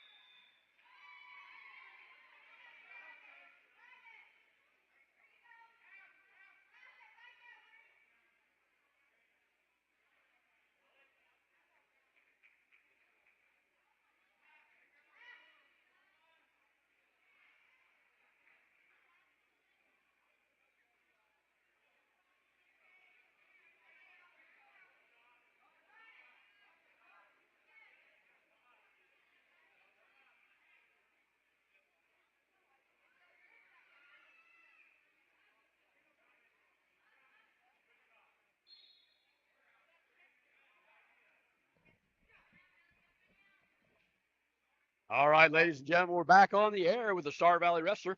We've got Kassin Johnson taking the far mat, mat number 2. Kassin's had an awesome tournament thus far.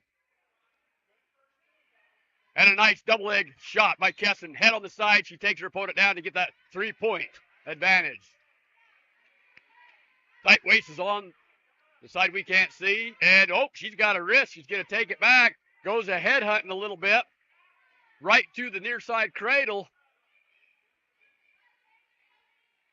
Abort ship there. Goes back to the wrist to try to pull that back. She's on the near wrist now. Brings it all the way back behind her back. The ref's going to say, that's potentially dangerous. I don't know about that. I think I would have let him wrestle, but anytime there's a awkward distortion of limbs or if at the ref's discretion, if it looks like someone's going to go to the hospital here, they will stop the match. I think that was pretty fair on the part of Kassin. The arm looked like it was going in its natural, well, kind of okay, maybe not natural position, but Kassin back on top, does a quick switch to a tight waist and far arm, crashes her to the ground. Has a great half on. Her opponent doing a good job at trying to peel that off. Kassin's got a wrist and a half. Kassin's just one of those wrestlers that can change off from one thing to another. It's called chain wrestling. If something's not going your way, she can quickly adjust and head right to the other side or change directions. And as you see there, now she has the arm bar on. She picks her up to kind of try to dump her. She's driving with her toes deep and big step there around the head, and she is in a pin position, and we get it. That ref there, he said, well, I'm not even going to count to 4. This is flat.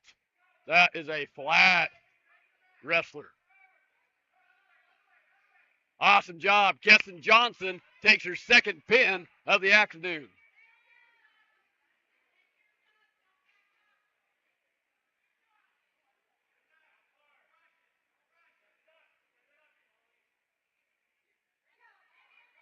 All right, we'll go off air momentarily while we wait for our next Lady Brave wrestler.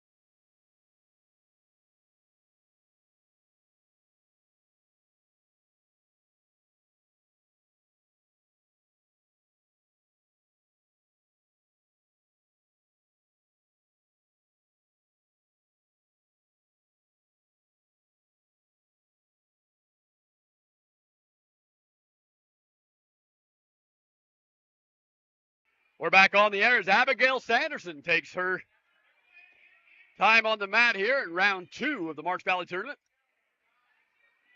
Opponent aggressively takes the first score as a takedown. Oh, in a stacked position. That's going to be tough. She's doing a good job. Almost twisted her hips. Darn. Great fight. That's one thing about these Lady Braves.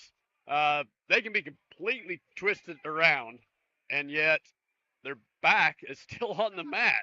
Now, if you're a guy and you try to do that, you're probably going to have some serious repercussions for the rest of your life. But these gals, very flexible.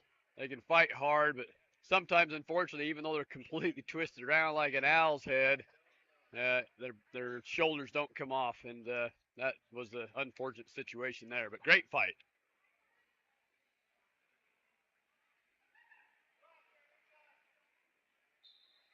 Back on hold again as we wait for another Lady Brave to take the mat.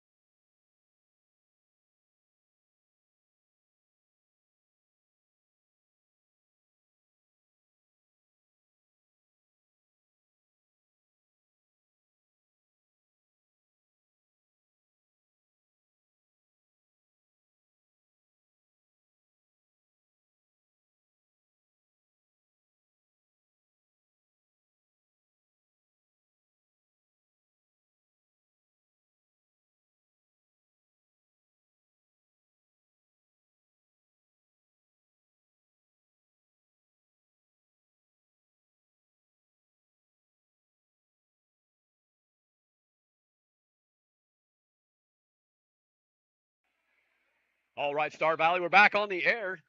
Coming up next on the closest mat, mat number 1, the black mat, we're going to have a couple more Star Valley competitors go head-to-head, unfortunately. Once again, you travel on the bus all that way and have to wrestle someone you're sitting next to is always a little bit tough, but iron sharpens iron, and it's good for the younger girls to face some older girls and for the older girls to learn to be a great team leader. And I believe we're on the far mat. Mat 2, excuse me. So mat 2 will be Remy Alman and Paisy Harbach. They're not up yet, but I believe they will be the next contenders. So on deck, 2 Star Valley athletes ready to go on the red mat.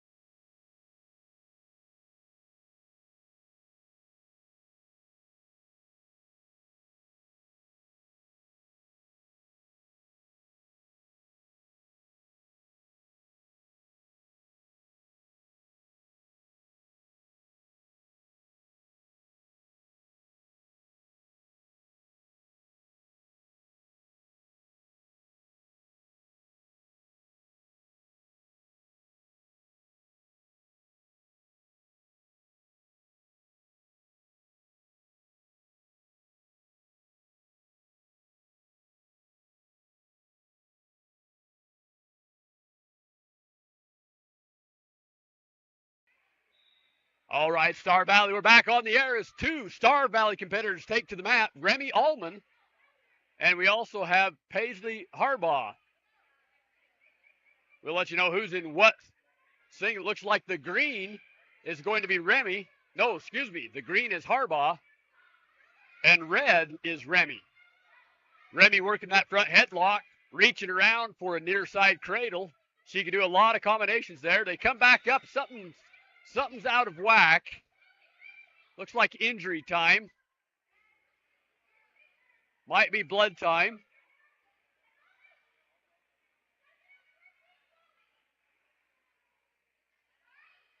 It's Coach Anderson and Coach Kennington take a minute, try to put things back together. And it must be blood. The cleanup crew is on.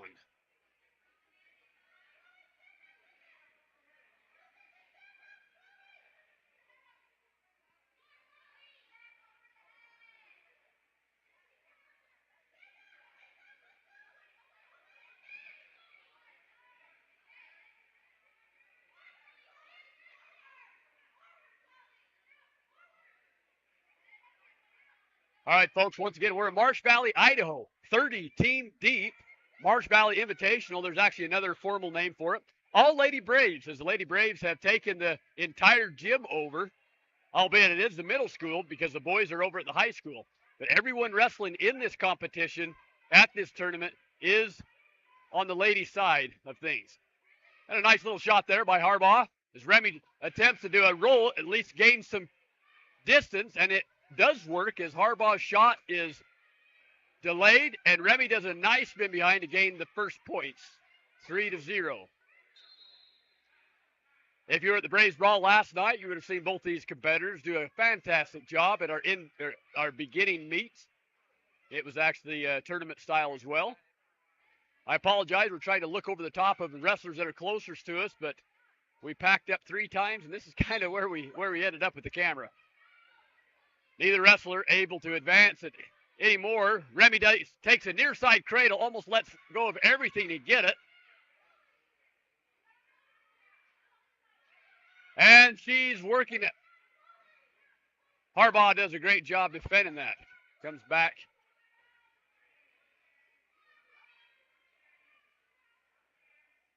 Once again, 2 Star Valley competitors here. You know, it's one of those deals you can't really coach. If you look at our coach's corner, no coaching, which is always the safest bet.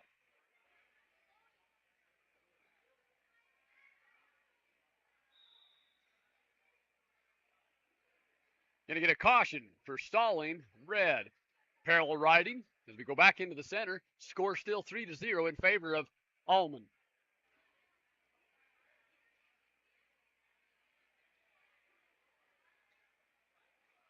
Harbach taking a little bit of time to stitch up those laces a little tighter. Reminds me of one of the greatest controversial matches in history, Kerry Colott at the Olympics. Highly anticipated to win a gold medal, but his competition continued to untie and tie his laces, hence created the new rule, laces must be taped. Now that rule has not trickled down to the high school level yet, but sometimes I guess it's a great way to get a little breath of fresh air. Not that our team was doing that. They weren't, but we have seen at all levels, sometimes folks take a little bit of extra time to catch their breath, untying and tying shoes. All right, back in the action. We're in the second round. Both competitors go neutral. Remy in the front headlock position, chasing the near side leg. She tries to do a roll-through cradle, exposes her back briefly. Neither wrestler gains or loses a point. Still in that front headlock position as Remy decides which way to shuck, or is she going to continue to chase the cradle? Harbach doing a good job staying in that pod position, backing away, knowing that it's coming, and Remy does indeed spin around behind. No takedown yet. There's the takedown to advance to a 6-0 lead in favor of Alman. Remy does a great job, takes a head and a leg, rears back into Remy, and may indeed get a reversal here, if not just an escape. Remy doing a good job, though, of fighting Paisley's efforts. Paisley turns, tries to tightly turn into her, maybe even take a switch. Not quite there. Remy does a good job holding on. No loss of points or loss of control She's pilling the hands as Remy continues to fight to maintain control.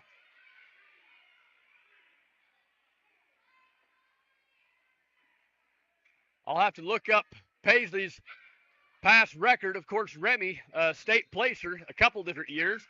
And there is some possible back points being awarded. The ref is indeed flagging as Paisley finds herself in a little bit of trouble.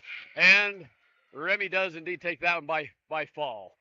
Great job, Star Valley. I could honestly say that I knew that somebody from Star Valley was going to win that match.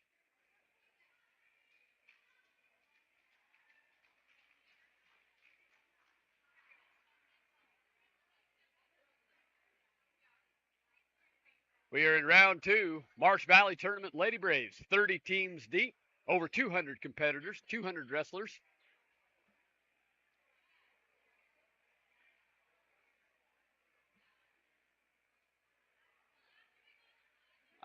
I could have bet money on that one, maybe too.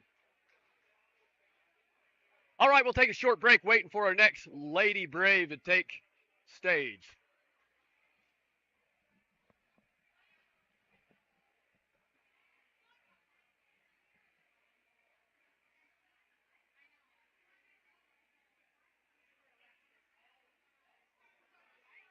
That would kill Alexis. It's bread. Did you eat one of those? Oh, it's good. Bread's the worst possible thing. It's quick carbs. Not bread.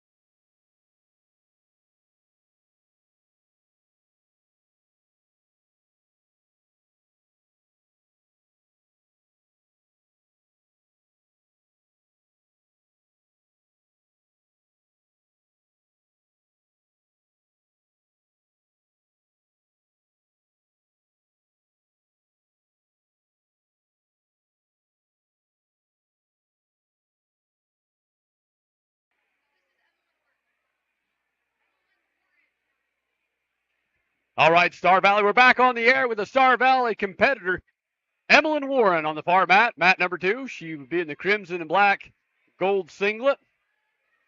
Wearing the green ankle band this time. Her opponent in red. Front headlock. Her opponent trying hard. Oh, Emelyn's got a great single leg. Almost could turn that into a fireman's real quick. She's going to stay with that single, run the corner, and it's going to be a dogfight here. Oh! Unfortunately, her opponent is the first to strike to take the lead 3-0.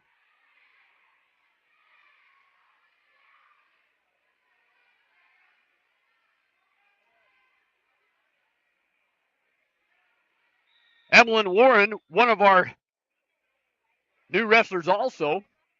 They call it potentially dangerous. I didn't see that because of the interruption of the closer wrestlers kind of taking my view. We come back. Center new referee set.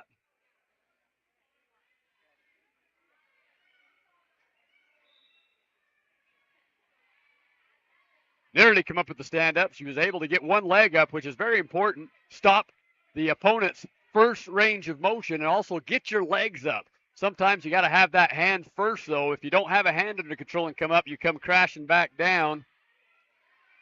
And we're doing a good job again. She almost gets another escape. Her opponent hunting hard, kind of a double wrist rollover. Emelyn does good, maintain her base, says not today. She turns and faces, and she's out for a 1-point escape, bringing the score 3-1. We trail by 2.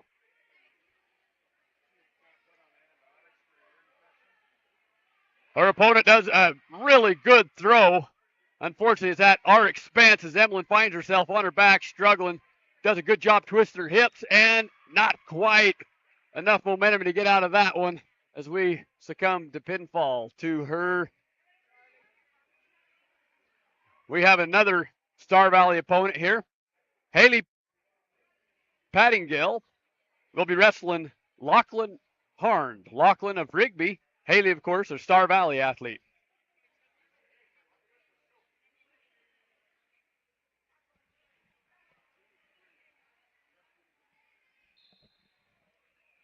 All right, match underway.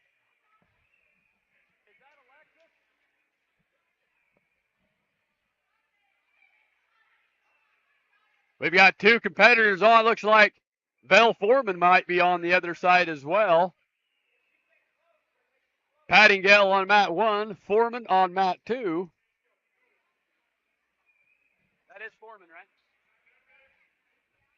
All right, Belle Foreman, returning state champion, both for the state of Wyoming High School and also a state champion in Montana as a middle schooler.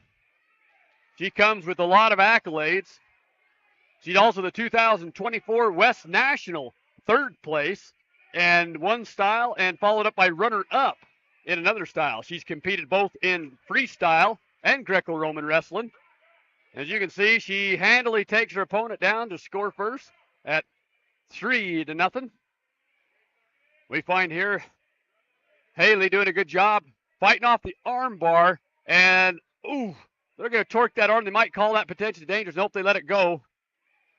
She's giving up a pinfall there. A good job and good fight. Back over on the far mat.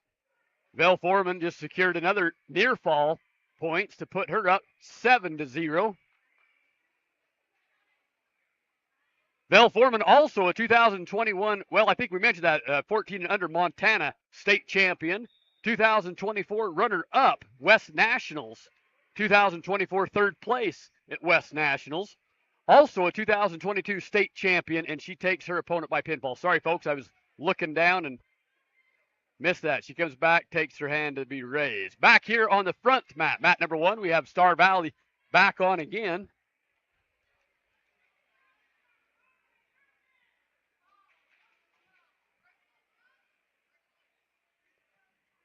Brooke from Star Valley will be wearing the red.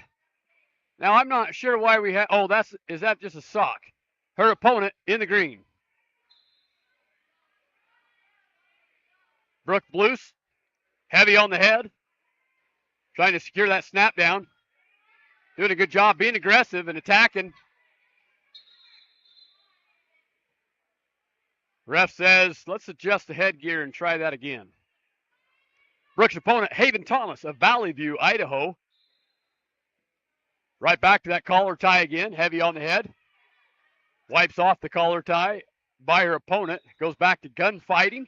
We also have another Star Valley wrestler on the far mat. Ruby Neve, Ruby had an awesome takedown. Takes her opponent down handily in the first round to strike first at 3-0. Ruby on the red mat. Brooke on the black mat.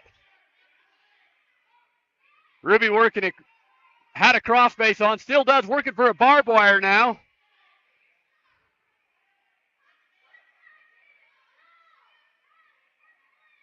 Back over here on mat number 1, neither wrestler able to advance as the score remains 0-0 with Brooke's match. Ruby puts her opponent on her back, getting some swipes, and I tell you what, this is going to be over, and I believe it is, as she takes that match by pinfall early in the first period. Good job, Ruby. Back to mat number 1. Brooke doing a good job. In on a single. If she can spin that corner, use her head as leverage.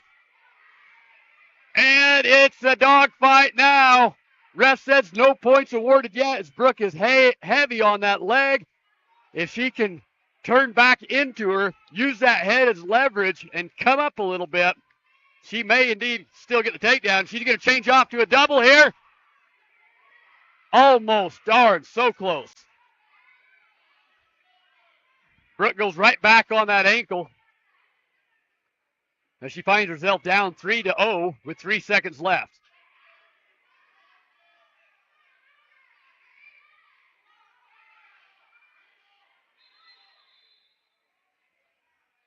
Going to go stalling call, red. I believe he's going to say, I think they were out of time. He waves off the stalling on the clock's behalf. We're going to go red choice, which is Brooke. Brooke looks to Coach Waldron. Coach Waldron says, defer. Brooke says, I think I want to try to ride Valley View out. So Valley View takes bottom. Brooke, top.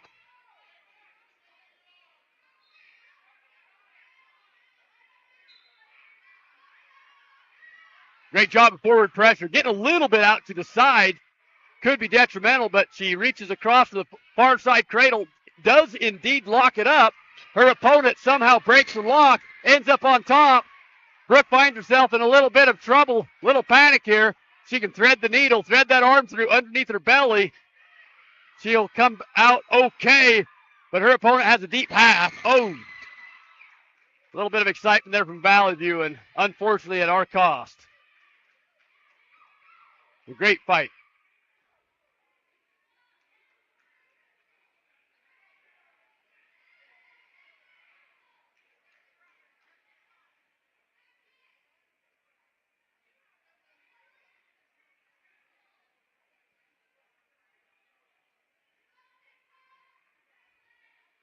All right, up next, another opponent from the Valley View, Idaho side of things, and Star Valley with Sedley Roberts.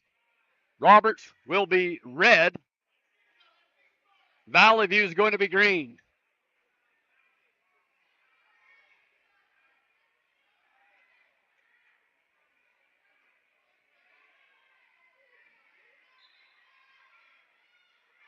Sedley Roberts, a returning wrestler for the Lady Braves, has a little bit of experience under her belt. Once again, almost all of our wrestlers at the maximum have only 2 years experience. They just started their 3rd year yesterday. So 2 years under their belt is not a lot of experience compared to most Idaho and Utah schools. Now, we do have a handful, like we just saw with Belle Foreman, who has been participating against boys and really putting themselves to the test mentally and physically, and gave them a little bit of upper hand, which is awesome. I don't know if they could foresee that the sport would open up to girls in the state of Wyoming, but it's really neat to see that they have great leadership in the team, excellent, deep experience, and they can help their teammates. Great shot by Sedley.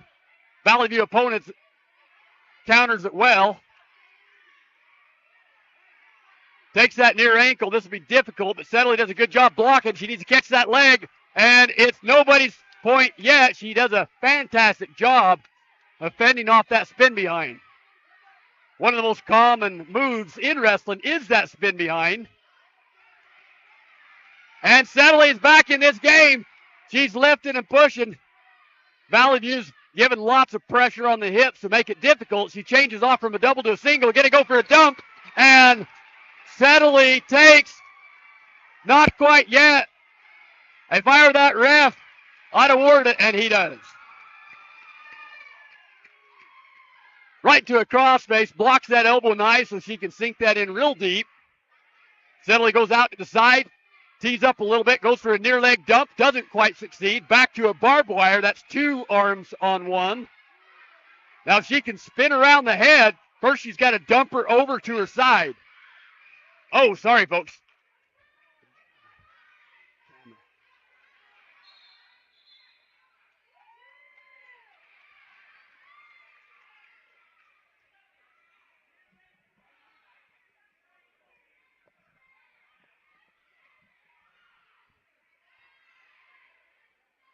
Sedley's choice. She has a decision. She decides to defer to Valley View. Valley View looks to her corner. I'm betting she goes top, and she does. Valley View on top, but Star Valley on the bottom, as Sedley leads this 3-1, going into the second round.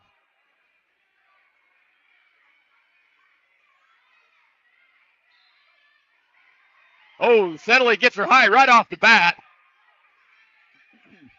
A lot of good cheering, a lot of awesome team support here on the sides, folks. Star Valley Lady Braves are just doing a fantastic job. Her opponent really trying hard for that cross face, either side, or a double under with the wrist. Back to the cross face. Sedley does have a leg in the mix. It's going to make it extremely difficult for Valley View to advance anything. Sedley takes it. She's going to dump her over again, and she spins behind to get 2 more points. Score 5-1. Now, she does have Valley View flat, which is a great position to be in to work a series of moves. We can go ahead and hit the cross face hard. We can go under for a half Nelson. We can do a double under wrist, and she does. She takes the wrist, both of them, revs her forward, and I'm guessing we get a stall call on Valley View for not moving much.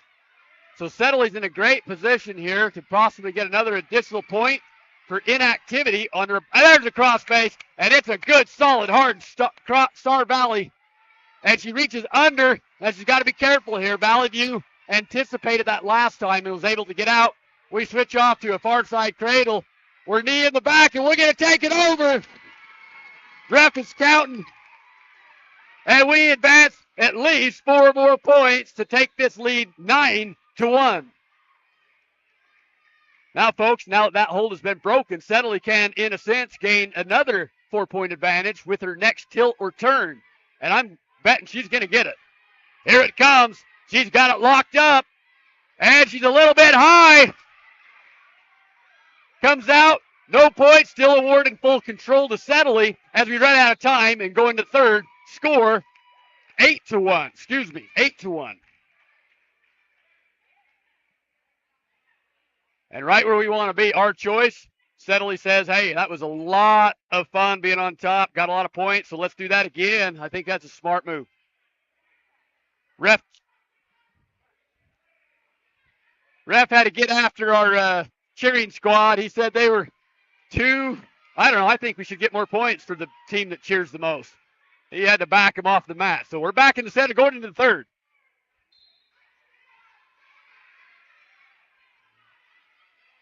Good, solid cross base on. Careful not to avoid unnecessary roughness as she shifts out to the side, looking for that double under, which would be a barbed wire. And this is where Valley View knows it's coming.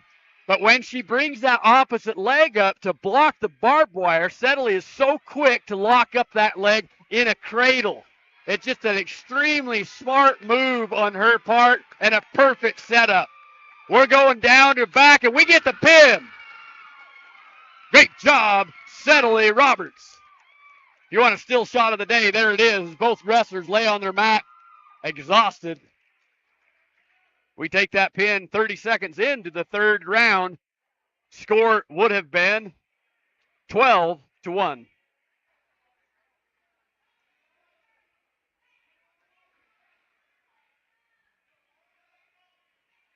All right, that's great. We're having a great pickup end of the second round here. We'll take a short break as we look to who else has advanced in the second round or coming up on deck or in the hole. We'll be back.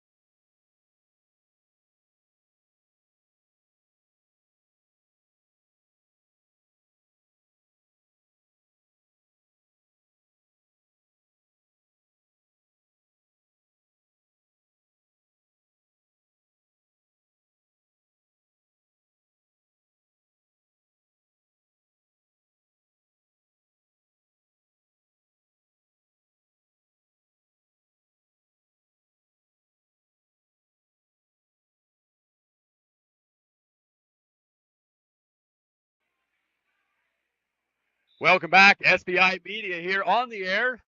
Marsh Valley, Idaho, as the Lady Braves are in the second round of a 30-team deep tournament. Up next, we have Addie Chappell represent the Crimson and Gold. I'm guessing she'll take the red anklet brace. Her opponent will likely be green, but it looks like that's yet to be decided. Do you know which one's green?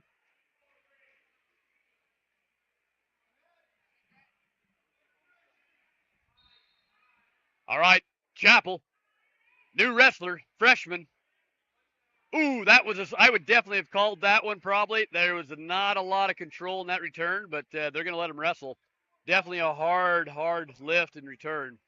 And folks, what that could have been, it depends on the ref, an illegal slam. When you lift an opponent off the ground, you do have to be responsible for their safe return. Meaning if you come down with them or have some contact before they hit the mat, it's usually a safe return. However, you lift them, they hit the mat first, and you're not closely tied with them, it's called a slam. When that happens, the person that gets slammed, if they are injured, they automatically win the match. If they choose not to wrestle and they're not injured, they win the match. In a tough situation, as her opponent does indeed have the barbed wire, which seems to be one of the moves of this tournament.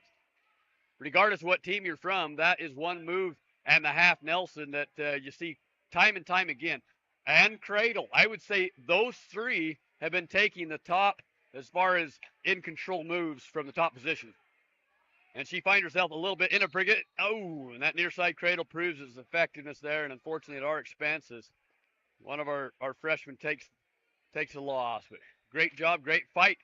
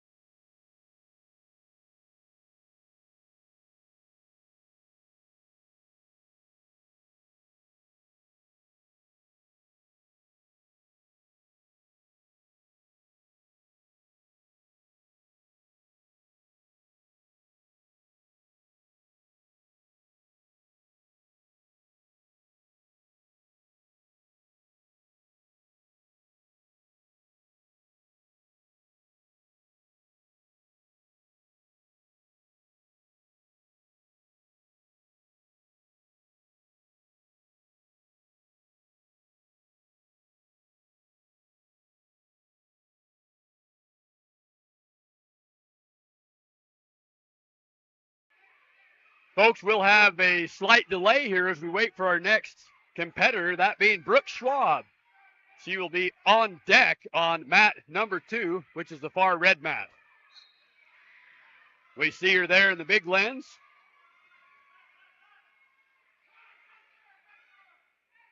We want to thank our sponsors, the Wyoming Army National Guard, for their sponsorship, also letting the Star Valley Braves from time to time use their gym and facilities when we have been too big to fit in the high school. I also like to thank SVI Media, who does a fantastic job, even a phenomenal job at their live streaming for events just like this and many others in many different sports across the state of Wyoming. All right, folks, we have Brooke Schwab taking the mat. She has had a tremendous tournament as well. I believe she won first place last night at the Braves Brawl. She's also our state placer, returning state placer in the state of Wyoming. And she is on fire. Heavy on the head, wrestling aggressive, and that first 15 seconds is so important in a match. If you start on your heels and you're a little slow and a little delayed, it just gives that much more confidence to your opponent. So you can't take too much time respecting and filling your opponent out. No matter who they are, no matter what their record, that first 15 seconds, you kind of try to break their spirit, break their pace, impose your will, which you see Brooke just did and was able to secure a 3-point takedown.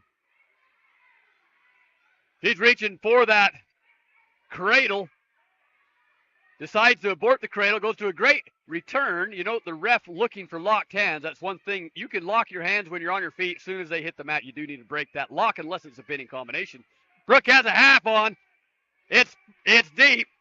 Now she changes. Oh, I thought that was the other whistle. Good. She's getting swipes, folks, as she puts her opponent to the back. I have a feeling this is going to be another great pin for Star Valley, and it is.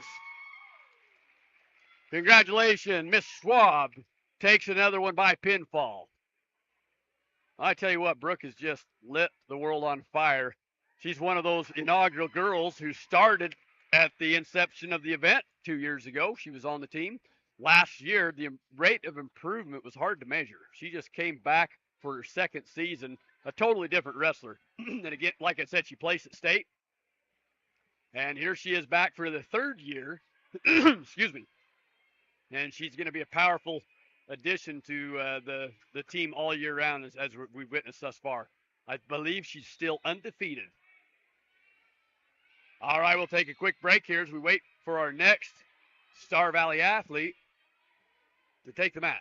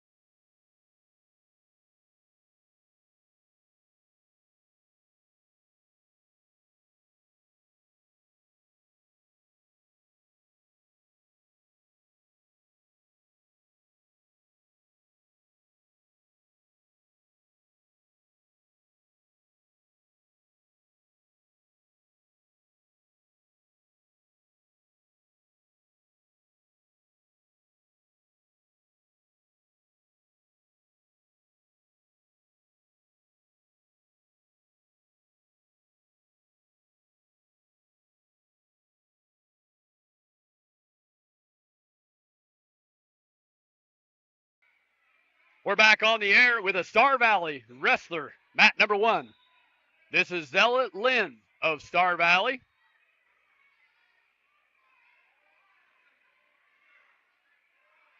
Almost took a near leg there, kind of a high pick. Backs out of that as both wrestlers decide who's going to control hands and head. Her opponent from Big Piney. Stella will be the green, Big Piney will be the red. Big Piney trying to pull Stella down to get that front head control. Both of them in kind of a collar tie. She did a really nice duck under there to get this first points against Star Valley to take the score 3-0. Once again, folks, if you're just joining us, we're in Marsh Valley, Idaho, Lady Braves Wrestling Tournament. 30 teams deep across Wyoming, Idaho, and Utah. We've had some great matches. We've had a few upsets. We've met some state champions and even national placers. But Star Valley is still in this mix. Very tough tournament. Most teams have had ample more experience in Star Valley as far as a sanctioned girls wrestling team in our neighboring states. But I'll tell you, Star Valley is a contender against most of them. As they proved last year, Star Valley dominated all 3 of the largest tournaments in on our side of west. That's Idaho, Utah, and Wyoming. Winning the Mountain Crest tournament, winning the Tiger Grizz tournament, and also the third one I'll have to get the title for it, but 3 large tournaments right in a row. So Star Valley is might be in their infancy in the program, but the girls team have proven already to be a force. We're still at 3-0. Star Valley on the bottom. Zella doing a good job of trapping off any half or arm bars.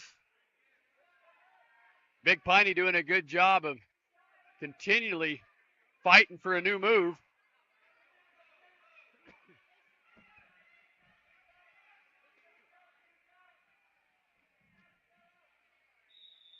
Stella has a chance there. Oh, we've run out of time. For those understanding the scoring, once you turn and face your opponent, if you can break the contact, you come back to your feet or on your knees, you will get a point for an escape.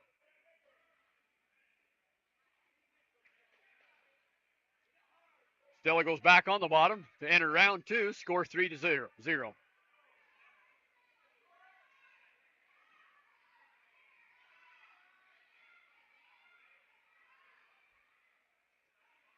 Caution red. You have to have your hand on the elbow or at least at the joint, but you cannot have it higher than the elbow nor lower towards the wrist. Other hand must cover the navel. The leg that's up must be behind the wrestler. We get a locked hands penalty call, maybe even unnecessary roughness. I don't think so, but we're going to take a penalty here as top wrestler from Big Piney locks her hands. That narrows the gap. Star Valley only down by 2. Stella remains on the bottom, same position as we go back to referee's lineup. But you cannot lock your hands around the body of the wrestler on the bottom. It's illegal. Now, it's legal in freestyle. It's legal USA wrestling. She does it again. That will be a second penalty against the opposing wrestler.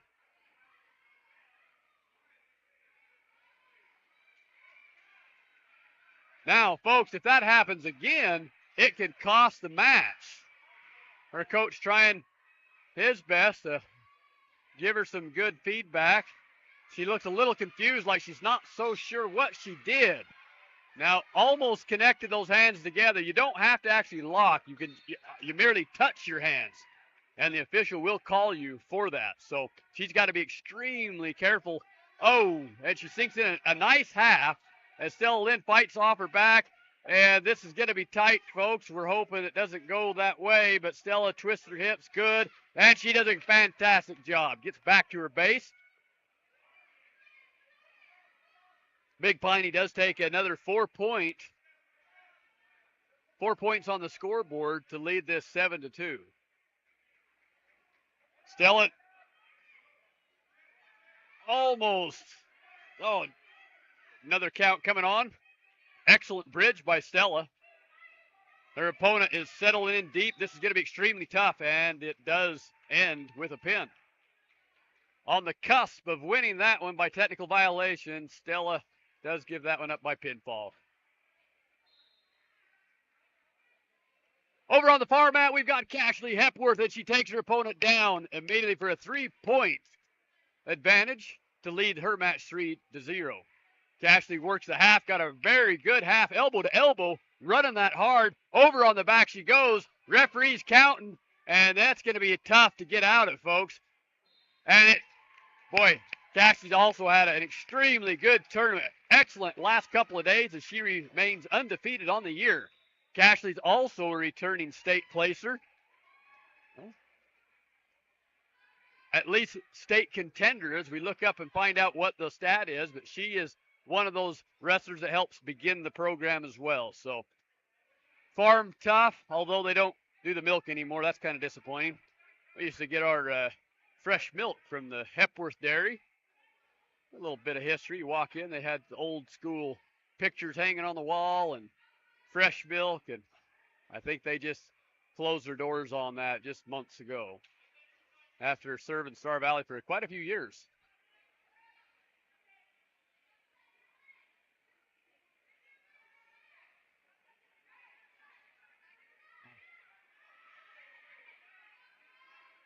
All right, folks, we'll take a momentary, a short break here as we wait for the third round to begin.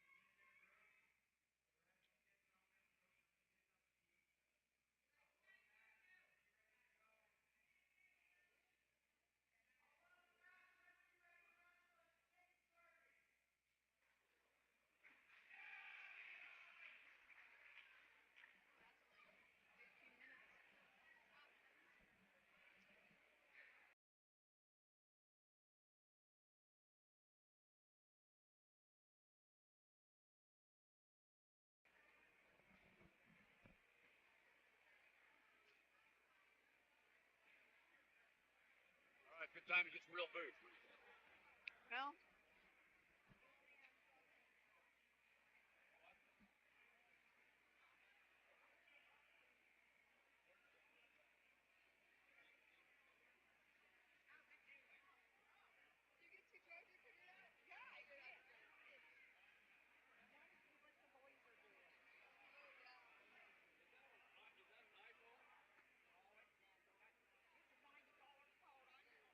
Hey, got me. $10 more. 100. I tell you what, see, that's what I have to do. It doesn't matter what I do. Yeah. Yeah. I look at the price and what they wanted for one, and I looked through it. Good used one for $100. You know what? I Yeah.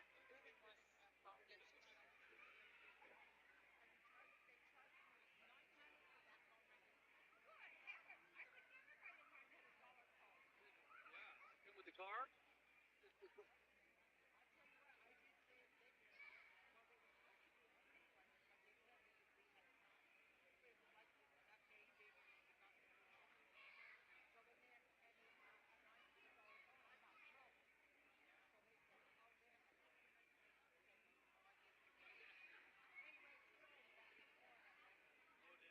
Well, that's good. I mean, these phones are what, 1,200 bucks now. I think we went and looked at that Pro Max or whatever.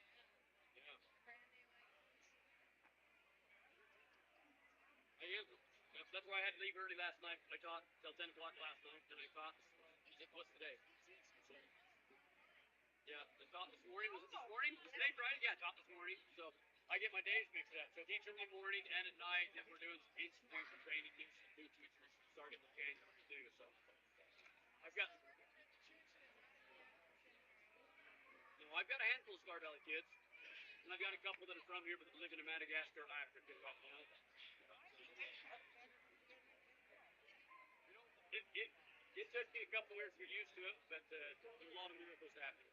It's pretty good. It's a lot of good. Have you seen? She's is that Cara out there? That they look like this on this book. Yes, that's Cara for you.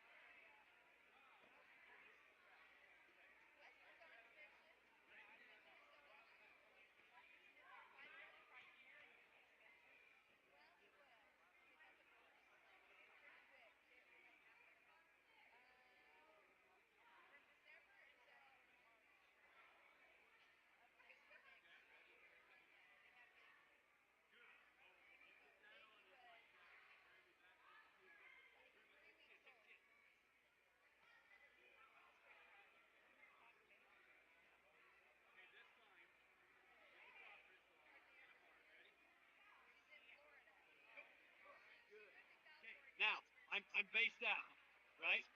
This position, you can even roll me, but I'd say go get it. Okay? But let's say you can't get that arm bar in, and I'm squirming to get to my top spot, and I do it. Now, he did it. Yes. Absolutely. It is. Knee block and just go ahead and give it a roll.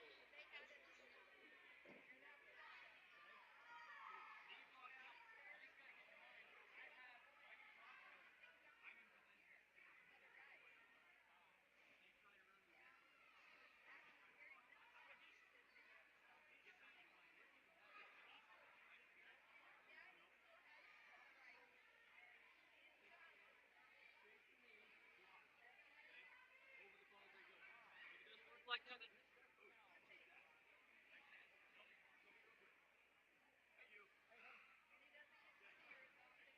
That's good, but I want you more pressure. More pressure on the back. Think that height is really hard.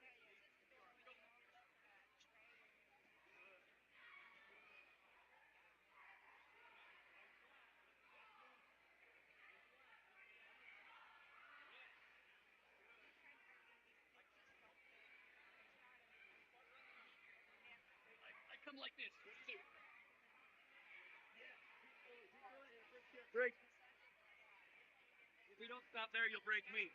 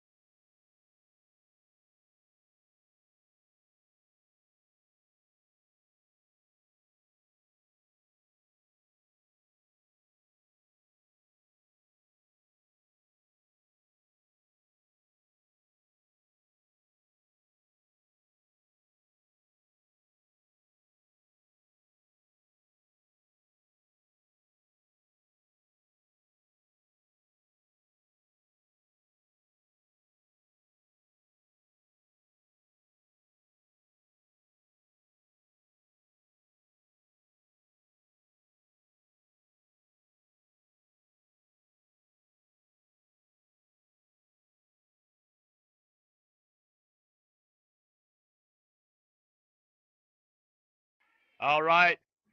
Ladies and gentlemen, we're back on the air. Round 3. We have Tootsie representing Star Valley in the crimson and gold and black. And she's going against Malad Dragon. This little dragon is, well, we're waiting for it to update here, but I think we can safely say it is Malad.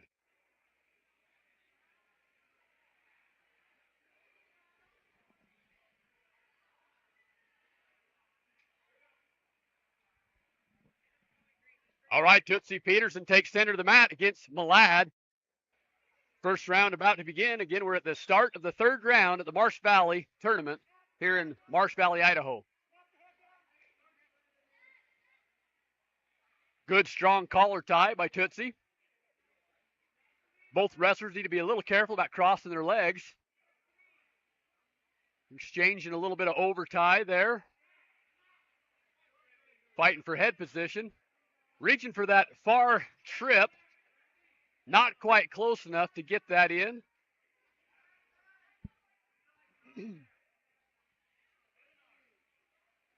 Now both hands over the head now. Got to be careful. You can drop someone right to their face in that position. In fact, in USA and freestyle wrestling, they don't let you do that because of the danger zone you can put your opponent in. Tootsie putting all kinds of pressure on. Goes back to that leg trip. This time it could work as the Malad Dragon attempts a cowboy, a headlock. Gives that out as Tootsie had a bear hug just momentarily. Now is behind. Could indeed. Oh! Not quite control there, but definitely on the cusp of gaining their first 3 points. Score still 0-0 with 50 seconds remaining in the first.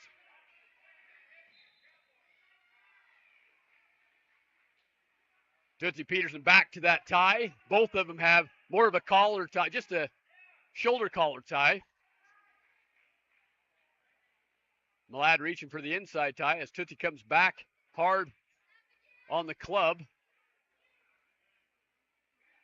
We have about 23 seconds left into the first as neither wrestler is able to advance any points on the board yet. There's a good shuck down, and she changes off to a single, turns the corner, secures the takedown to take the 3-0 lead over Malad. Reaches underneath, goes for that.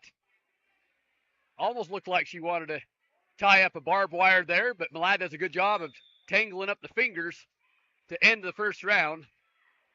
Maintain the score 3-0 in Star Valley's favor. Star Valley's choice. She can choose top, bottom, neutral, or defer. She indeed does defer to her opponent. Malad says, let's try that again. Actually, her coach says, you know, we did that. Tootsie took you down. Why don't you try something else? Star Valley on the bottom. Malad takes top. Now, folks, once again, as you've seen, a takedown is now 3 points. First time in the history of wrestling. Reversal still stands at a 2 point. And an escape is still 1 point. Near fall is also changed to a 2, 3, or 4 point near fall. Malad sinks a half in. Tootsie's got to be careful here. Posting up that leg. If she can reach and pull that off, and she does, that's such a tough situation. If you reach up too far, your opponent can sink that in deeper. You have to kind of clamp down on that elbow, at the same time reach and look away. If Tootsie can look away from that, that will create just enough space. Now the ref's going to watch careful here. If Malad tags her with both hands, it's going to be a full Nelson. From this angle, it looked like she did do that, but maybe she stayed on that wrist. Tootsie fighting hard, has not rolled over to give up any more points. We still lead this match 3-0 as 1 minute expires in the second. We go full Nelson there. The helping official sees that out of the corner of his eye and says, you can't do that. And that's what we were mentioning earlier, folks. Especially for these young wrestlers and lady competitors, it's just natural tendency. If you can do it on one side, you should be able to do it on both, and that's not the case. Only one hand can go below the arm and over the head. The other arm must stay on top of the pits, on top of the head. Otherwise, it's called a full Nelson, which became illegal a few years ago. Folks, we've got another match on, back on the red mat. We're going to try to zoom so you can see both competition going on.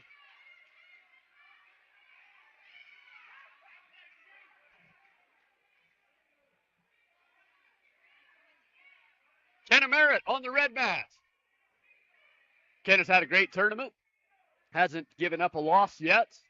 Took second place at the Braves Brawl. Sixth place at state last year.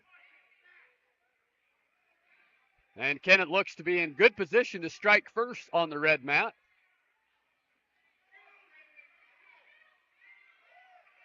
Back on mat number 1, Star Valley leads at 5-0 as Tootsie has maintained complete dominance by way of scoring. And we end the second period, goes into the third. Tootsie's choice. Tootsie says, let's take top. Back on the red mat, Kenna Merritt. Now on bottom, I believe, got turned, but she's got to fight this off. I believe that she is still ahead. No, it says that she is down in this match, 3-0. I missed that takedown. And she's got to work hard to fight off her back, and she's good at doing that. It's really hard to get Kenna turned. But her top opponent's doing a great job putting all kinds of pressure, and we do succumb to fall on that one. Kenna's had a great year thus far. She's a great competitor. An unfortunate situation there at the end of her match in the third round. Coming back to mat number 1, we're at 5-1 in favor of Star Valley. Now, that locked hands there, and that's where you have to break that lock. She does just that. Excellent job of making sure that she does not have a technical violation. She's reaching in for that arm bar, bars it up. She gets 2 of them in. And, folks, if she gets both arms, we can pretty much say lights out on this match. She needs to run around the head, which means she does need to create an angle or get out to the side just for a moment. I think she's going to wait until she sinks it in deep. Another thing she can do is jump to the one side that she has in deeper and reverse half and pull her opponent to her back. We'll see which direction she goes, but either way, Malad is in a world of hurt as Tootsie, there it is, she sucks her back, almost catches that reverse half, doesn't quite get it, as Malad is going to probably gain 1 point of her own here. Now, they dinged us for stalling. The reason they do that, folks, is because if you have so many seconds to work towards a return, and the ref's opinion said that wasn't quick enough. Malad gets a takedown of her own to put this match within striking distance. It's now 3-5. Tootsie's got to rip that off if she can. Now, Malad has got 1 violation for a full Nelson, and this could come to that again. She's very close to doing that. If Tootsie can put that elbow down and pinch as hard as she can and keep that leg posted, we can get the win here at 5-3. We are still ahead of this match, despite the very tough situation she finds herself in with 6 seconds left in this match. We have the ref counting to help us out, and we are going to take this match 5-3 decision in favor of Tootsie. What a great fought match. Congratulations, Miss Peterson. We've had a couple of those anxiety matches where right at the end the opponent kind of turns on the gas, one of them being my own daughter, Carly Angel, but she was able to keep that win, and Tootsie did the same.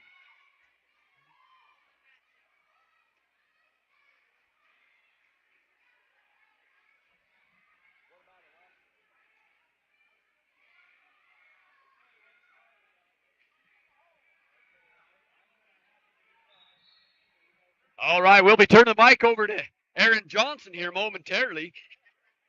Last year, I announced right through my daughter's matches, and I decided this year to kind of be on the side with them a little bit. So we'll turn that over to Aaron. We appreciate Mr. Johnson taking the reins as Carly is in the hole. We'll have a short break here, waiting for our next Star Valley competitor.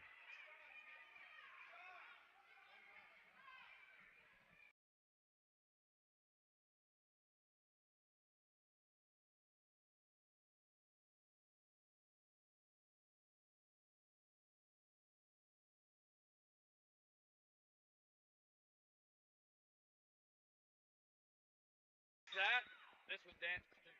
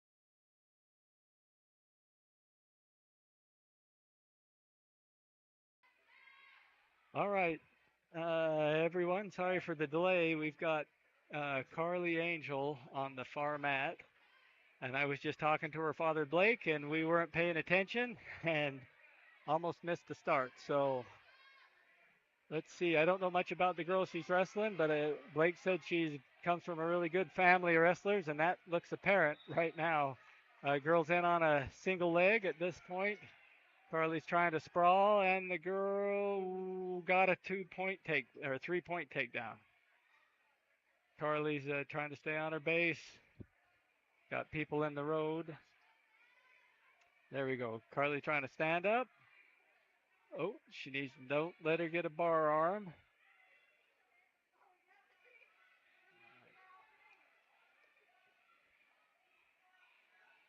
Right, girl's got a half in on Carly's right side. Power half. Attempted a power half there. And Carly uses that momentum to stand up. Oh, and she did. The ref did stop it for a potentially dangerous. Oh, that's too bad. An escape there, in my opinion, but she'll start down in the bottom position. 54 seconds left in the first period. And Carly does a good stand up, and the girl brings it back to the mat.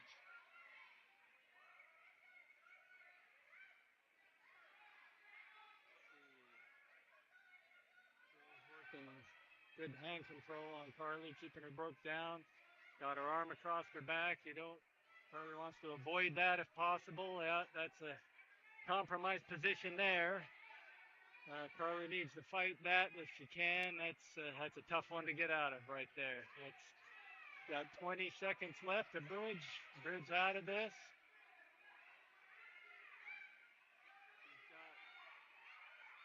12 seconds left. Short time if you can just stay with it.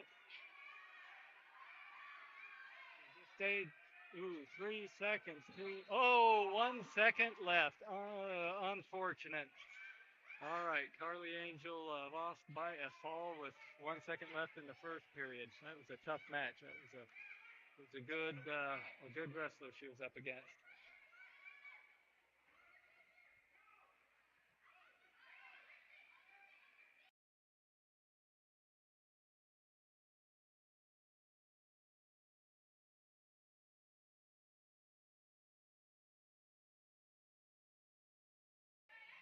Well, I was hoping Blake could make it back to take the microphone back, but he is going to spend some time with Carly, it looks like. So I'll go ahead. We've got Meisner. Addie Meisner is on mat 2 over there.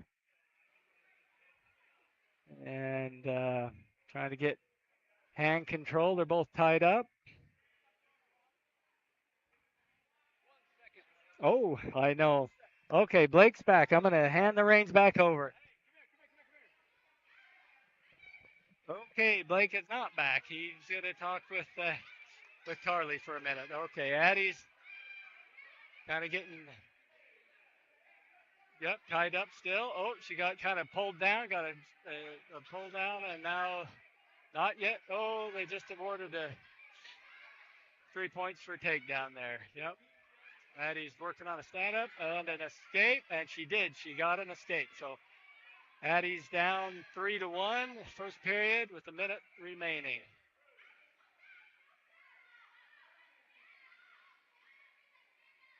Both of them tied up and pushing each other.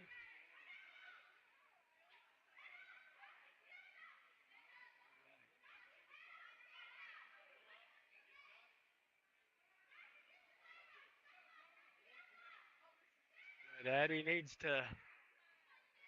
Oh, there she tried to do a throw by. Oh no, good. Oh, that's good sprawl. She needs to keep her hips up. I think that's going to end in a 3-point takedown. Score stands at 6-1. 20 seconds left in the first period. Addie is on bottom, building her base.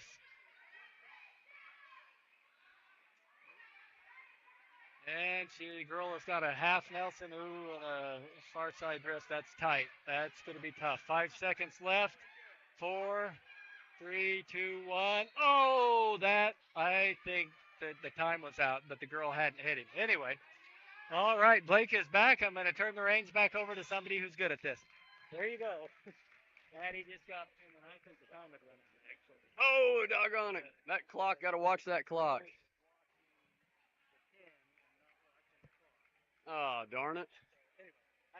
We've seen that before. Appreciate Aaron Johnson there, and looks like we had a couple of those buzzers. Carly had 1 second on the clock, and sounds like Addie had the clock had expired. Looks like they may even well, they're not contesting it, are they? They're just going through the match. Very close. Up next, we got Hallie Robertson representing Star Valley on mat number 1. That's the closest mat right here. She'll be wearing the green ankle bracelet. Her opponent in the red. We'll see if we can find out what team her opponent's from. Hallie Robertson, one of our awesome wrestlers who big Piney. So 2 Wyoming teams head to head here. Hallie Robertson taking that shot, almost takes it, comes back up to a body lock close to. Breaks that tie, gets back to the neutral face-to-face position. Now Hallie has a blast double. Yesterday I predicted that was going to happen, and I'd like to say that I could do that again, but it was sheer luck. But there she is it may not be a blast double, but she's going to get some elevation. Down we go. 3-point takedown for Robertson. But yeah, it was kind of funny. Right when I said, I think she's going to hit a blast, it was almost like she heard me, and JR and I got a kick out of that. But she's a double leg machine. Now, she had the arm bar in there, but if you watch, folks, that arm came past the 90. And although Hallie didn't think so, that was just, the opponent kind of put it there. And when that arm comes up past the 90 on the shoulder, they will stop the match. Usually it's just potentially dangerous. If the wrestler initiating the move kind of purposely hikes it up there and gets aggressive, they'll even take a point away. Hallie back on a nice breakdown, heavy on the hips. Gets her opponent flat. Goes for a heavy crossface. Jumps out at the side. Big Piney knows what's happening. Swings that leg up. Now here comes there could have been almost a lat drop there, but she changes the front headlock position. And we'll see what she can do. There's quite a series you can run from this area. And she is going to go back to the lat drop. And she does indeed take the lateral drop to get back points. As the ref's counting, we've got 30 seconds left in the first round. Hallie Robertson leads this one by at least 7-0. And we get a fall. Great job, Miss Robertson. Star Valley picks up another pin in the first round.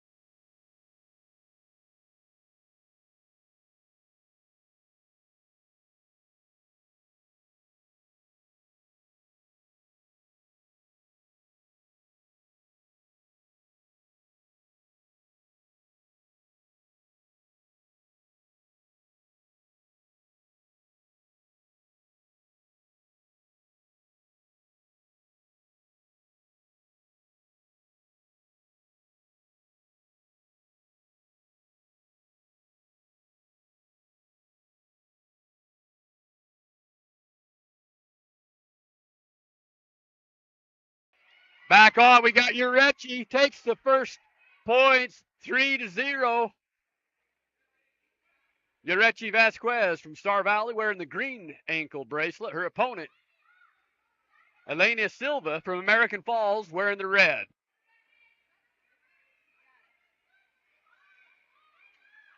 Urechi maintaining control, although her opponent does get to her feet just momentarily before going out of bounds. Back to center we go.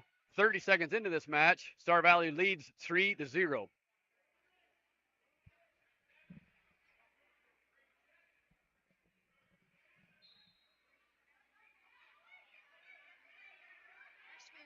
Urechi, one of our freshman wrestlers, just starting out. still in lead, 3-1. Her opponent takes a shot kind of out from distance, but it was a good shot. Urechi does a great job of sprawling in on the cross face now. If she can break that lock, she will get the 3, and she does that. As Star Valley leads this one 6-1, as Urechi is now kind of in a tougher situation there. Her opponent pulled her over the front, gets what we call too high. Urechi does a good job recovering their position. Her opponent now is trying to pull that arm over. Urechi does a good job of getting it out of the way. Now we're in an interesting situation there. I'm not exactly sure where we're headed there with it, but we haven't given up anything, but there we are going to. Doggone it. Now that's a 2-point reversal in favor of American Falls. But right back in, Urechi gets a reversal of her own and sinks her opponent from American Falls to her back. We're getting lots of back points. Score is 3-8. It'll at least be 12-3 in favor of Star Valley if we don't get the pin here.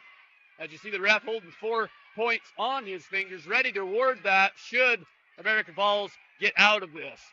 Now, if she can sink that half in, there we have the points coming. Now, 4 point, and we run out of time as the help on the side says, hey, guys, that round's over. Score now 12-3 in favor of Star Valley, Urechi. Urechi's choice. She decides to go neutral. Once again, Urechi, freshman on the Star Valley team.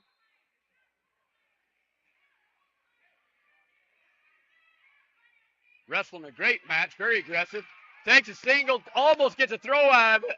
Her opponent takes advantage of that, gets her in a cowboy headlock. This can be a tough situation to get out of. If she knows the defense to kind of reach across and hook that leg, she'll be out and still ahead. But folks, this is a tough situation to be in ahead 14-6. And she bellies out. She's not out of the woods yet. And there, I think we're in a better position, but she's got to get that half off. Get that half off. The ref is holding 4 points predicament, and he goes for another swipe. This is not the ideal situation, folks, because now you can't pin out of bounds, and doggone it. After being ahead 10-14, that last move would have tied it up 14-14. Urechi had a great match, though. A lot of points on the board, 28 points, so good, exciting match. Great job to our freshman, Urechi. Always tough to be ahead like that and succumb to pin, but it happens. And she's taking it very well. I believe our next competitor on the Star Valley side of things is Alexis Angel. She's in the hole, meaning that she's at least 2 matches away. Well, she is 2 matches away. Of course, sometimes the computer and the updating on track wrestling is behind, so we'll hang tight here and see if we can get another Star Valley Lady Brave on the mat. You have a team score.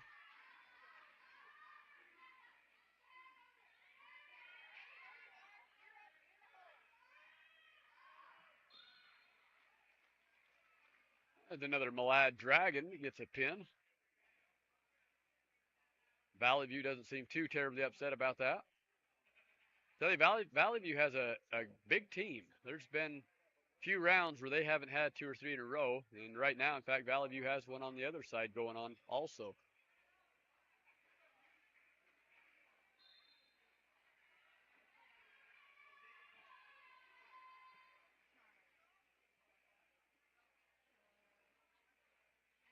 Nope.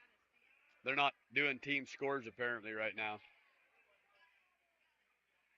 We'll run down the teams real quick while we're waiting, folks. We've got Aberdeen, Idaho, American Falls, Idaho, Bear Lake, Idaho, Big Piney, Wyoming, Blackfoot, Idaho, Buell, Idaho, Butte County, Idaho, Canyon Ridge, Idaho, Century, Idaho, Chalice, Idaho, Firth, Idaho, Gooding, Idaho, Grace, Idaho.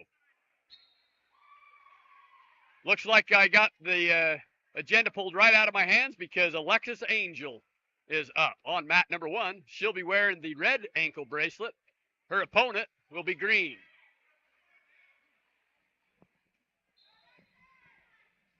All right, Blake's going to go Matt's side to give his advice to his daughter. Oh, she kind of got caught in that takedown. She's got to try and get her arm worked through if she can. She's working on it. She's close. She's almost has it out. Needs to roll back the other way if she can. It's hard. It's hard. Bill's got her arm tight. Oh, she's tough. Alexis is putting in a good fight. And she fights off her back. That's incredible. And she almost has her and they're off. Sorry. One escaped. Okay. Points stand at 1 minute and 12 seconds in 7-1. Alexis down. She almost had her in a headlock there at the end of that. They went out of bounds.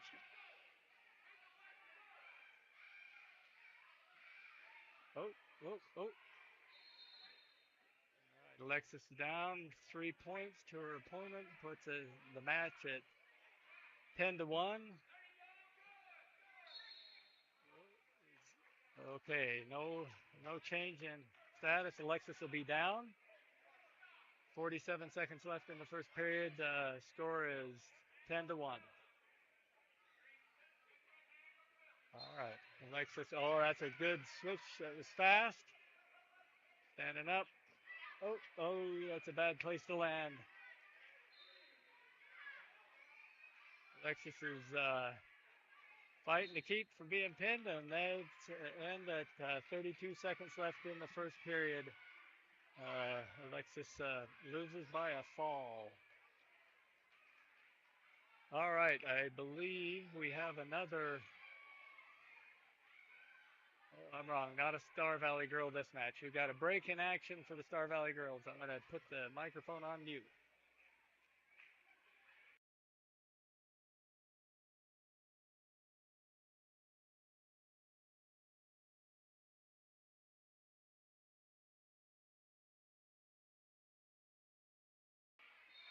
And I was wrong. We do have. Hey, who is this, Justin? Who do you have wrestling?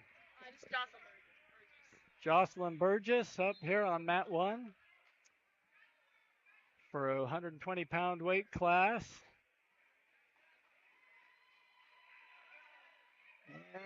And wrestling a gal from Malad.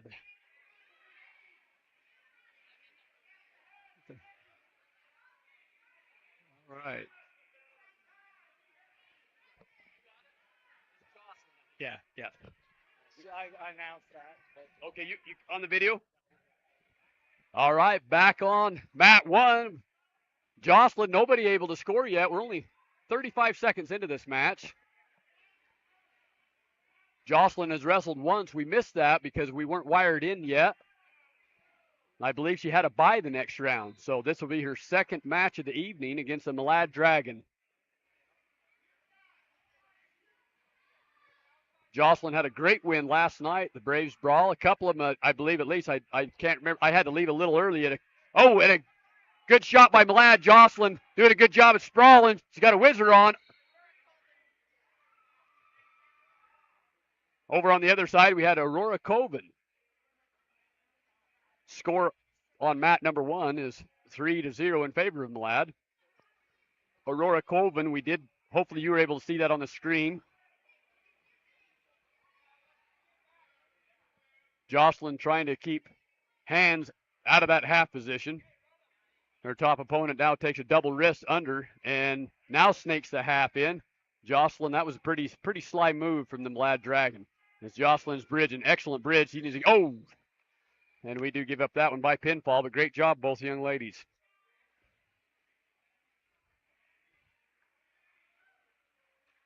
Folks, once again, we are at round 3 at the Marsh Valley Tournament for the Lady Braves. 30 teams deep, 200 plus competitors, I believe. Round 3. This is our second event of the year, our first being just last night where the Braves Brawl did win the tournament.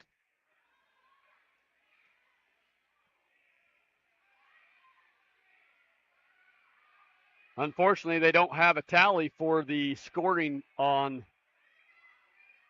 this tournament, so we can't tell who's who. I believe Star Valley will be up there towards the top, but I think it might be a big assumption to say that Star Valley is winning. There is some tough teams here that have had several consecutive wins in a row, and we've had some upsets. So hard to know, and I don't even know if they plan to keep track of team scores at this one.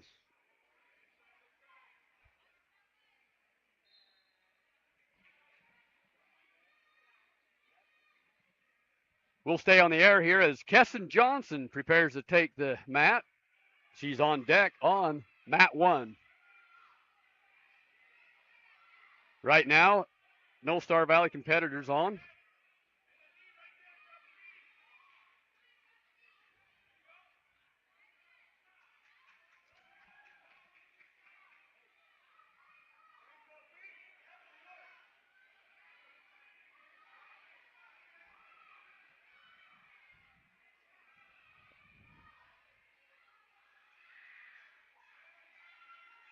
Running through a few stats, Kassin Johnson, who's up next, she is a 2-time returning state placer, taking 4th place both in 2023 and 2024. Made the consolation finals both years. As a first-year wrestler and as a second year is pretty phenomenal. So Kassin Johnson will be our next competitor on mat 1. Other stats, Cara Andrews also returning wrestling for Star Valley. She was a state champion last year. She won her tournament bracket last night at the first tournament of the year. Remy Alman, who is also wrestling at this tournament, was runner-up state champion last year. And in 2023, she was 4th place finisher. Carly Angel, who was a freshman last year and in her first year, secured a 5th place finish. Kenna Merritt, who was a junior last year and a returning state placer, was a 6th place for the Star Valley Braves last year. Foreman is a returning state champion at 2023 and multiple state placer in national events as well, including the West National Tournament where she took 3rd place and 2nd in freestyle and Greco-Roman. She was also a 14 and under Montana Open state champion. We also have Brooke Schwab, who in 2024 was 6th place at state. So there's our state placers. We do have a number of freshmen filling in the reins of some of those that graduated, well, at least on par to fill or take over some reins. We've got some great competitors that are freshmen.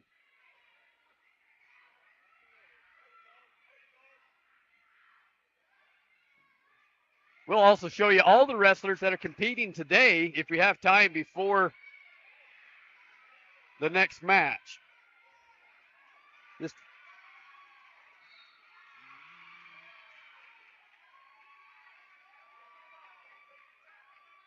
Foreman, we've already mentioned. Hallie Robertson.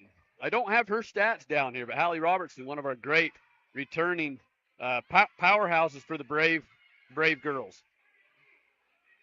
Ruby Neeb, 145. We got in fact, for time's sake, let me just go through the names here. We got Hallie Paddingale, Kenna Merritt, Kassin Johnson, Brooke Schwab, Cashley Hepworth, Constance Peterson. Now, I believe they called her Tootsie.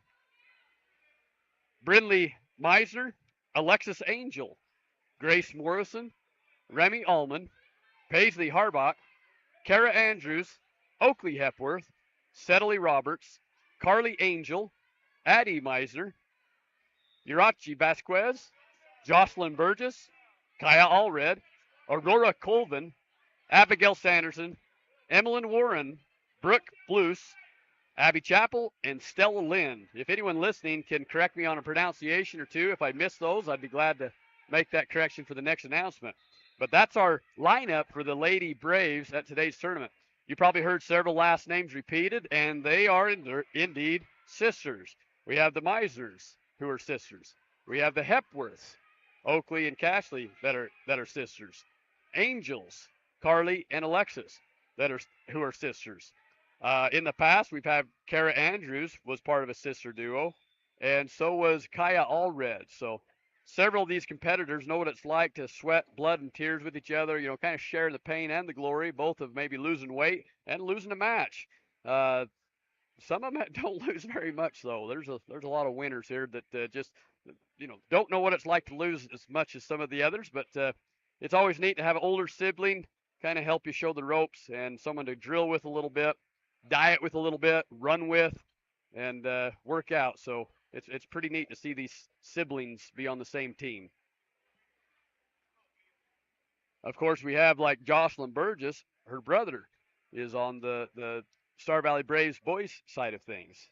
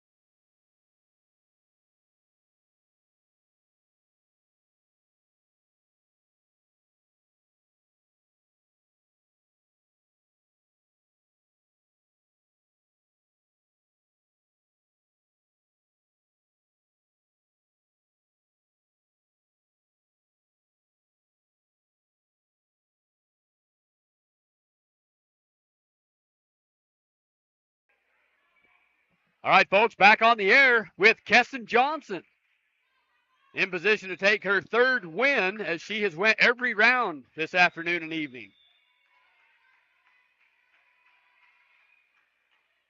Kassin had a great tournament last night, placing second at the Braves Brawl.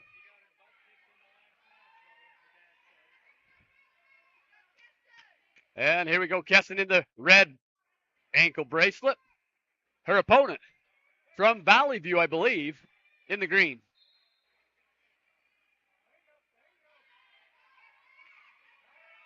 Great stance. Good position here. She got one arm in the over tie, kind of in towards the throat. She takes a shot, gets a little bit spread out there, recovers quickly, immediately goes right back into a double leg, and that one's going to work. Even gets back points out of this. Excellent move as her opponent. This is flat, guys. This is it. That's a pin. Wow, great job as we get a 26-second pin. Actually, I think it's 24-second pin. Great job, Kassin Johnson, who remains undefeated on the night.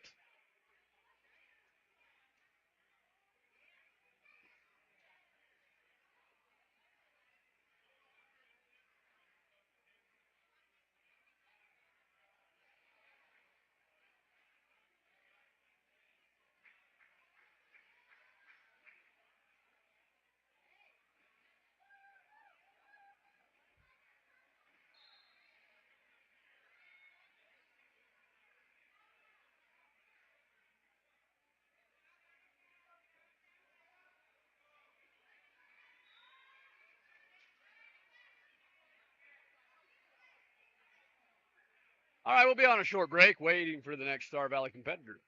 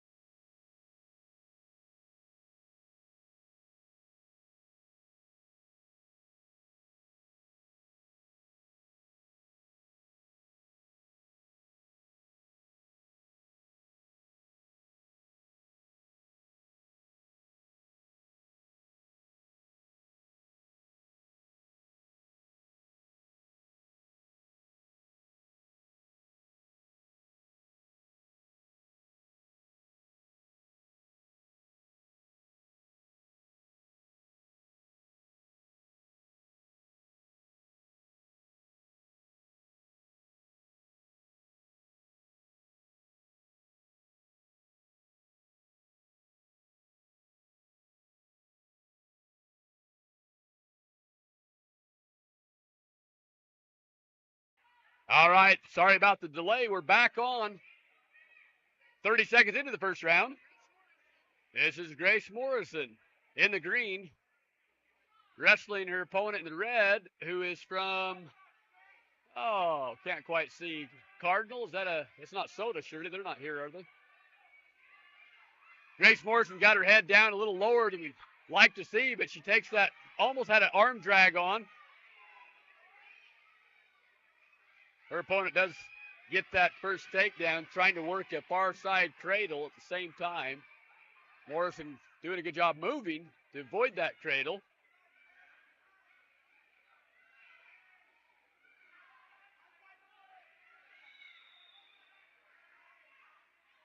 Score 3-0. Her opponent is going to get this one wrapped up. Very savvy wrestler on top there as she gets the lock, but Grace is not giving in without a fight. She breaks the lock, pushes that off. She's now trying to fight hands once again. Does go to her back. This is a tough situation. Great job, but she's able to belly back out. We have 15 seconds left in the first round. Score 7-0. Star Valley in the deficit here. Another count coming on. We've got 3 seconds. Oh, shucks. If you look at that score, or look at the time, there was 1 second left. So that's another one of those 0 seconds. Yeah. One of those times when every second counts, and by golly, we just needed one more push, one more bridge, but we don't quite get that.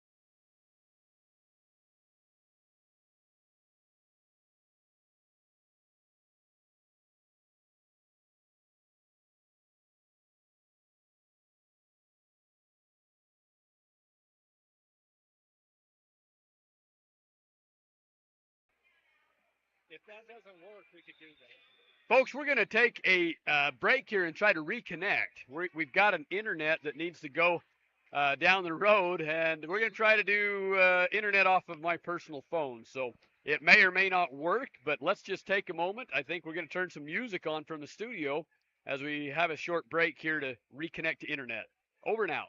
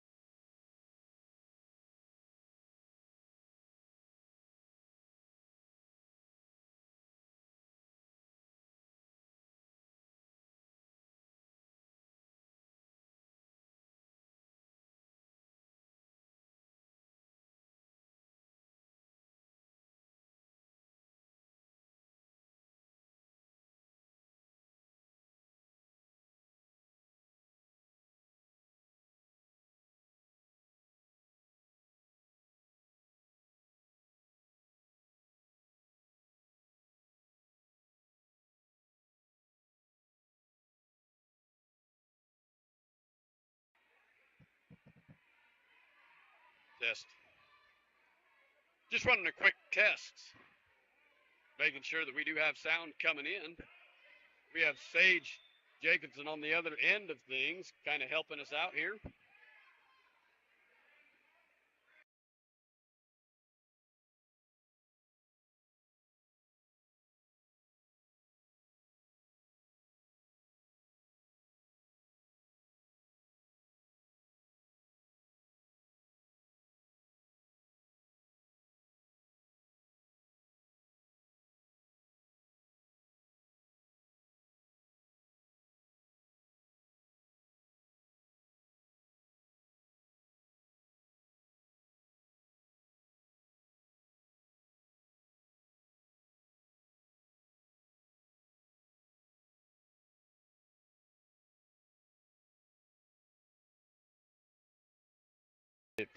All right, hats off to Aaron Johnson. Saved the day by letting us use his personal internet.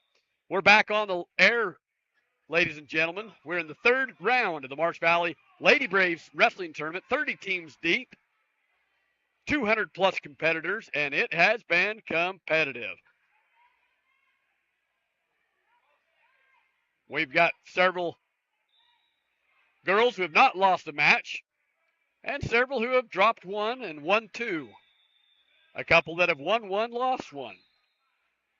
All in all, I think that we have proved a pretty good showing for our first weekend for the year, where many of these teams have been going at it even before Thanksgiving.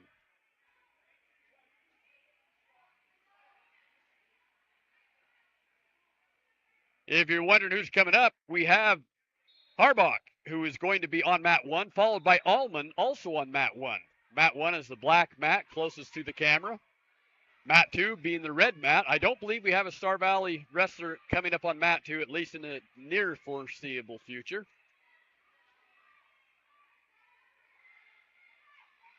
We'll take a quick volume break here as we await our next wrestler, who I believe is going to be Remy Alman, or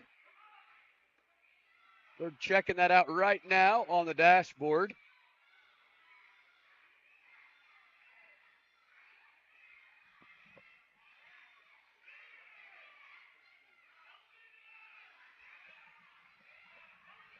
So it looks like we have 3 wrestlers coming up. Abigail Sanderson of Star Valley, Remy Alman, Star Valley, and then Paisy Harbach.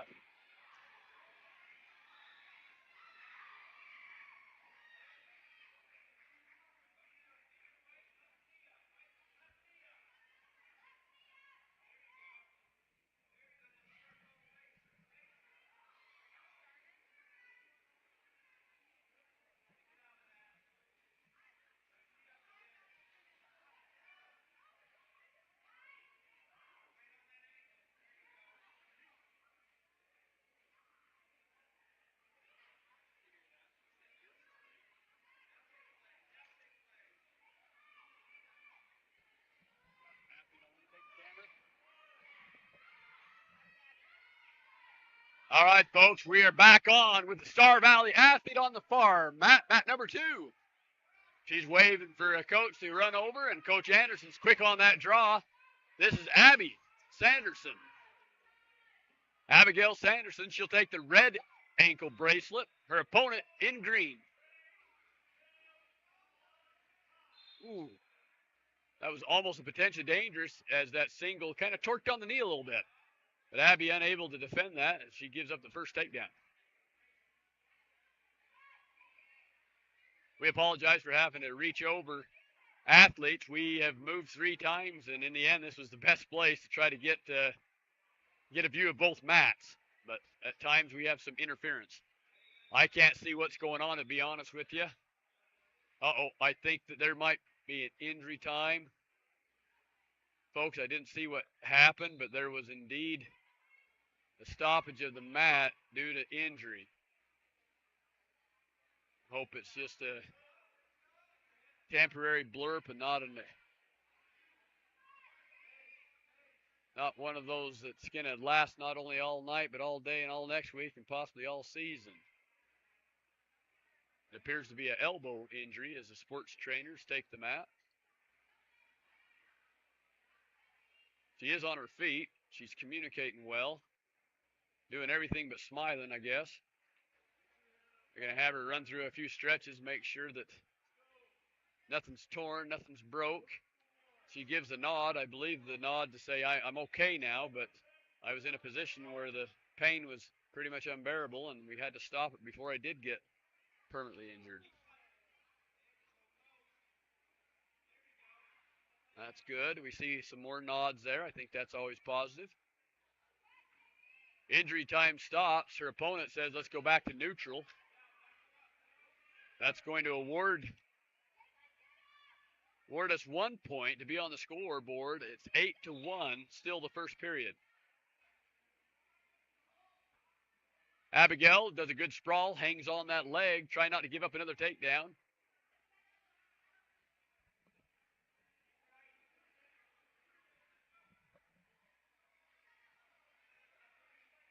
Opponent kind of chomps on that same injured arm, does a switch, comes over to the arm on the right side, excuse me.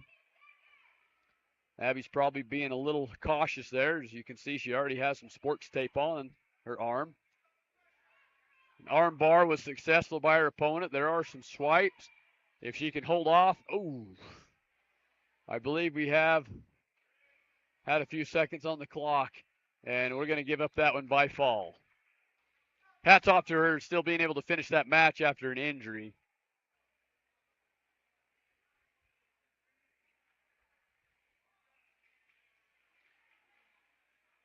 All right. Up next on mat number 1, another Star Valley competitor.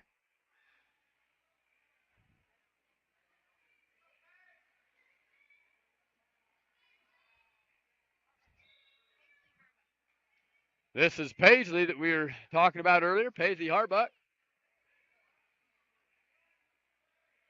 Harbach in the red, her opponent in the green. Good sprawl, reshot by Paisley. She's in fairly deep. Her opponent has a front quarter on and heavy on it. Tough position. She shucks by, gets behind Paisley to take the first takedown. Score 3-0. We're 20 seconds into the first round. Paisley doing a good job coming up to that pod base. And she can, almost try to swim over, but that half was already in place. Makes it really difficult to get completely away. Their opponent drops her chest and sinks that half in deep. This is a tough one to get out of. If Paisley can twist and shout, get that arm threaded through it and work side to side, she may be able to create enough space to buy the time that she needs.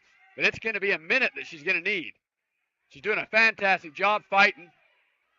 Almost locked around her opponent's body. If she can lock around and step over, she will roll her opponent through.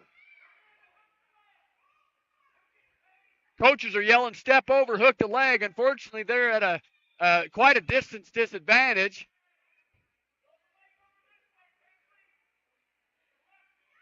She does have the body lock. If she can just hook the leg, we can roll this way.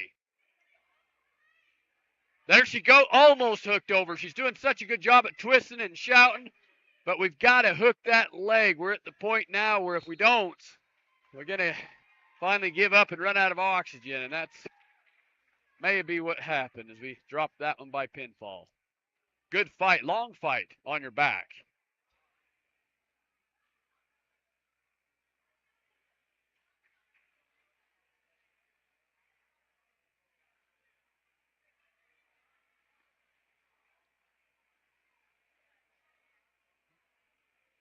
Remy Alman up next on mat 1. Remy's went 1-1, maybe 1-2. I know her last round was a good win. Remy Alman, experienced wrestler, also a returning state placer, having taken second at the 2024 Wyoming State Championships and fourth place at the 2023 State Championships. Remy Alman, a junior, with still another year of eligibility for the Star Valley Lady Braves. And she's proven to be quite a force on the mat. Most wrestlers that wrestle her all agree that she has a strength that is undeniable.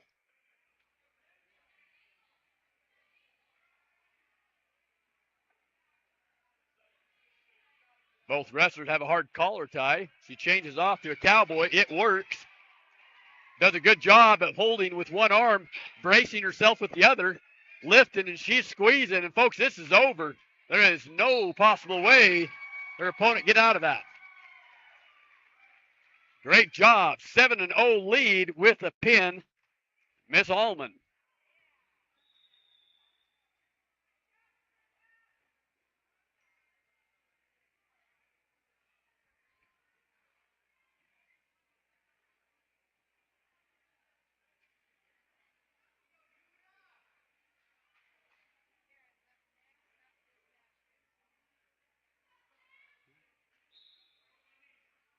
All right, a little bit of a break here with the Star Valley Lady Braves, but up next we have Cara Andrews.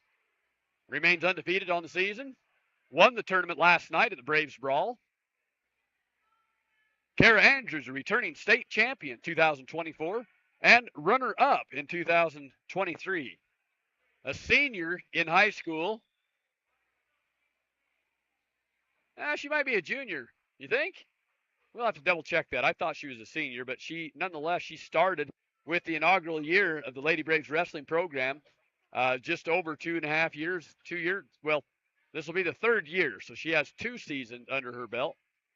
And as a starting wrestler, she's proven to be a force to deal with, racking up to the state finals each year.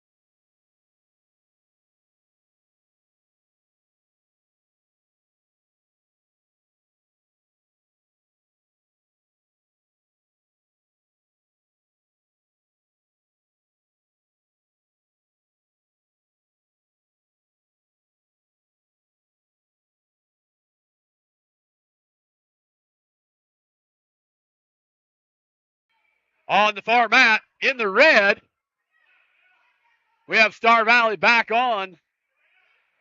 I believe it's Oakley Hepworth. We'll get a confirmation. As we zoom in on the camera, it appears to be Oakley as she strikes first. 3-point takedown.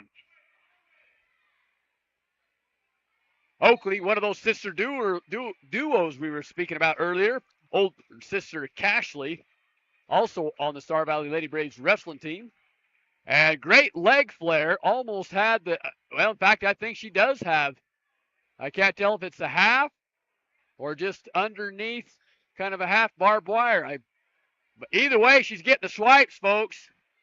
Ref holds 4 to the side, which means we move to a 7-0 lead. Also on the near mat here, we have Cara Andrews, 2 Star Valley Lady Braves wrestling at the same time. We'll try to keep the camera so that you can see both matches. Cara Andrews, returning state champion, also a state runner-up.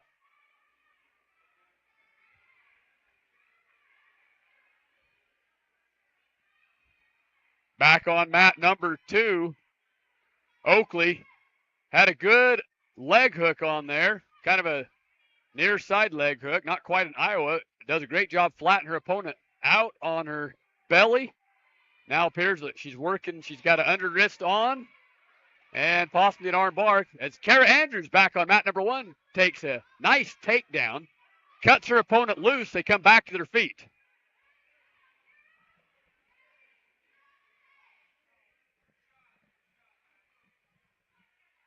Score on Andrews' mat, 3-1.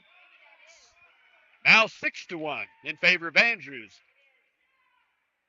Back on mat number 2, we go 7-0 in favor of Oakley as we enter the second round. Now, I believe, folks, this is also Star Valley native Tess King, and it is. And so these two are quite an age difference and experience difference. King, a freshman, representing Pinedale this year, but normally from Star Valley. She does a great little throw there, kind of a chuck by, almost gets a takedown. Cara Andrews maintains control, though, comes back to face.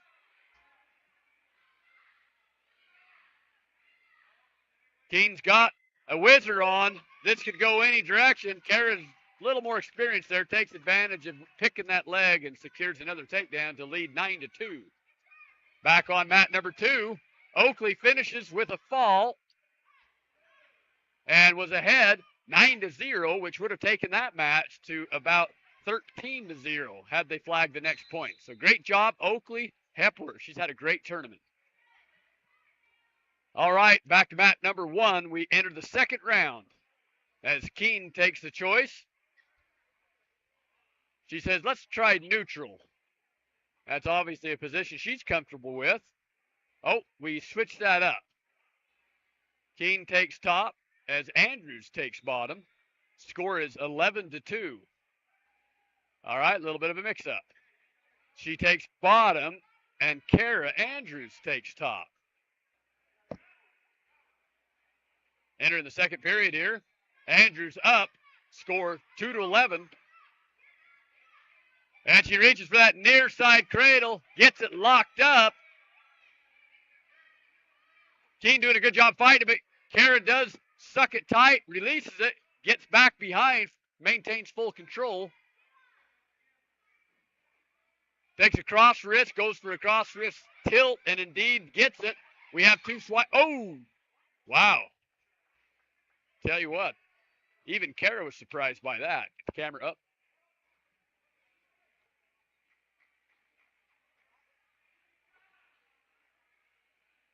Well, refs are getting hungry. But great job. Great competition there. And congratulations, Cara. Another win, remains undefeated on the season. And a good job to a freshman who's proven to be a force and an upcoming powerful wrestler.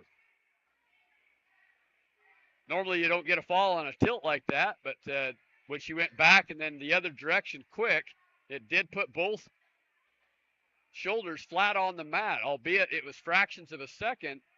Ref used the discretion to say that was indeed a pin. All right, back on mat number 1, we have another Star Valley competitor.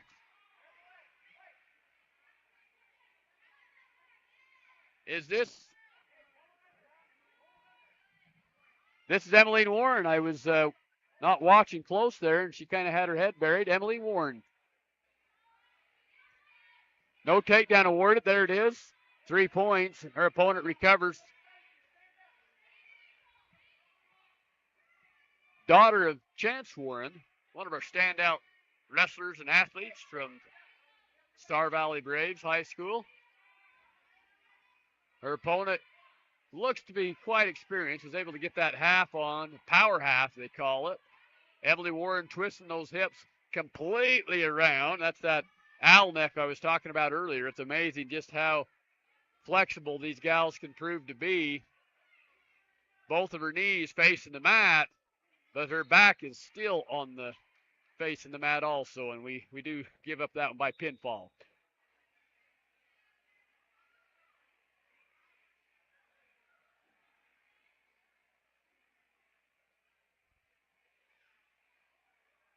You know, this is where the experience just comes in. You can't substitute it. It's tough. You come to a big varsity tournament like this as a newer wrestler, younger than most that you're going to go up against. I believe she's a sophomore. Looks like Coach Waldron going to give her a couple of encouraging words at the side. And they need that. Elbow to elbow. He's giving her some words, maybe ask some questions, a little bit of advice.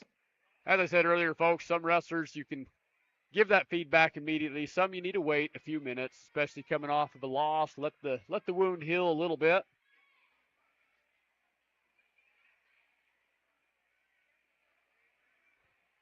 As we look over here on the other side, we've got quite a cheering section. Looks like a group of cheerleaders almost. There we have the cheering squad. They could change uniforms and be cheerleaders 1 minute and wrestlers the next.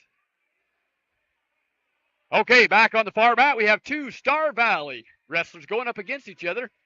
We're going to try to find out who everyone is here.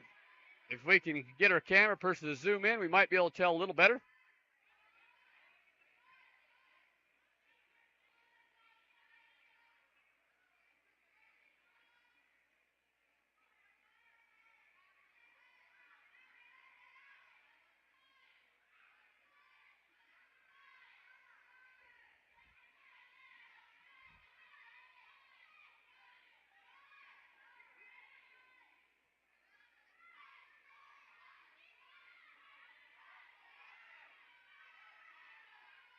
I think we're pretty safe to say Star Valley's going to win this match.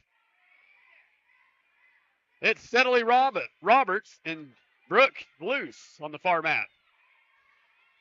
Neither opponent able to score. Only into the first round with 1:10 remaining. Doesn't seem like too long ago we saw Sedley go. Big, exciting match, but I guess time goes by fast. So she and Brooke face each other, being teammates. Well, it can be tough, but they can be learning opportunities. There we go. First score by Sedley. Gets a takedown to lead the match 3-0. 40 seconds left in this match. She rolls Brooke to her back. And Brooke does succumb by pinfall to Sedley. Great job, both athletes. Tough to come here in a visitor's gym and face a teammate's competition, but it's necessary, needed at times, and just how the bracket falls. So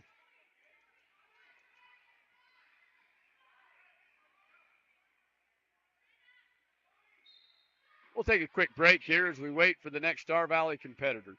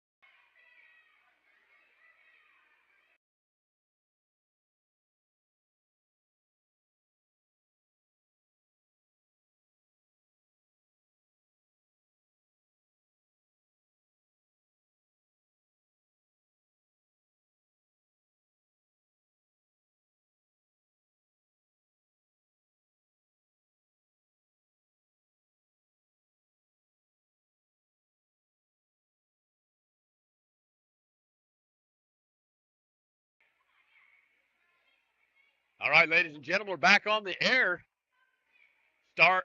Marsh Valley tournament. Star Valley Lady Braves side of things. Of course, the Braves Brawl also going on today at the home gym in Afton. Unfortunately, you have to divide a little bit. There's also a boys tournament going on in the other gym of Marsh Valley, but this one's dedicated entirely to the girls. Star Valley Braves has a competitor stepping on the mat right now. Abby Chappell. Abby will be green on this mat. Her opponent in the red.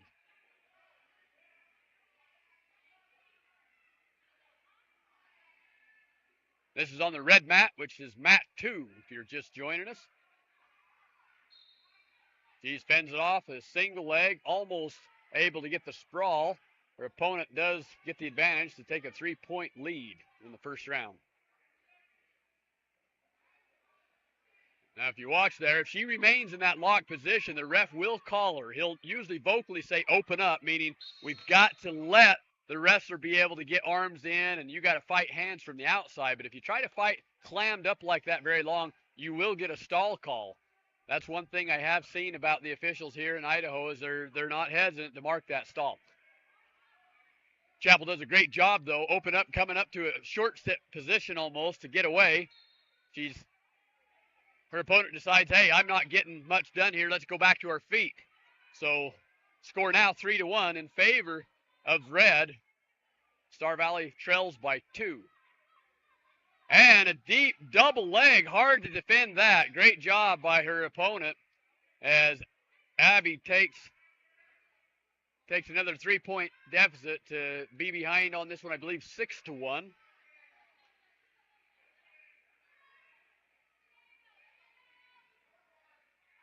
Her opponent from Oakley, Idaho, named Sarah Torabah. Torabah has Abby on her back. Abby's got a twisted shot. That's tight. That's going to be a tough one if she can know where she's at. Out of bounds, of course, nowadays you can get pinned even while you're out of bounds. The refs will let that go, and that's exactly what happened. Right on the buzzer, once again, with less than, I can't see how many seconds left. But, folks, we've had a few of those buzzer heartbreaks at this tournament, where just one more bridge or one more second makes the match go into the next round. Of course, when you're the wrestler and you've got the living life being sucked out of you and no oxygen, you don't know that. Headgear on, everyone yelling, blah, blah, blah. So, but anyway, either way, that'd been a hard one to bridge out of. That was a tight pinning combination. Up next for the Star Valley Braves, Lady Braves, will be Brooke Schwab. When I say next, she may not be immediately following this mat, but she is the next contender as I see her over there warming up.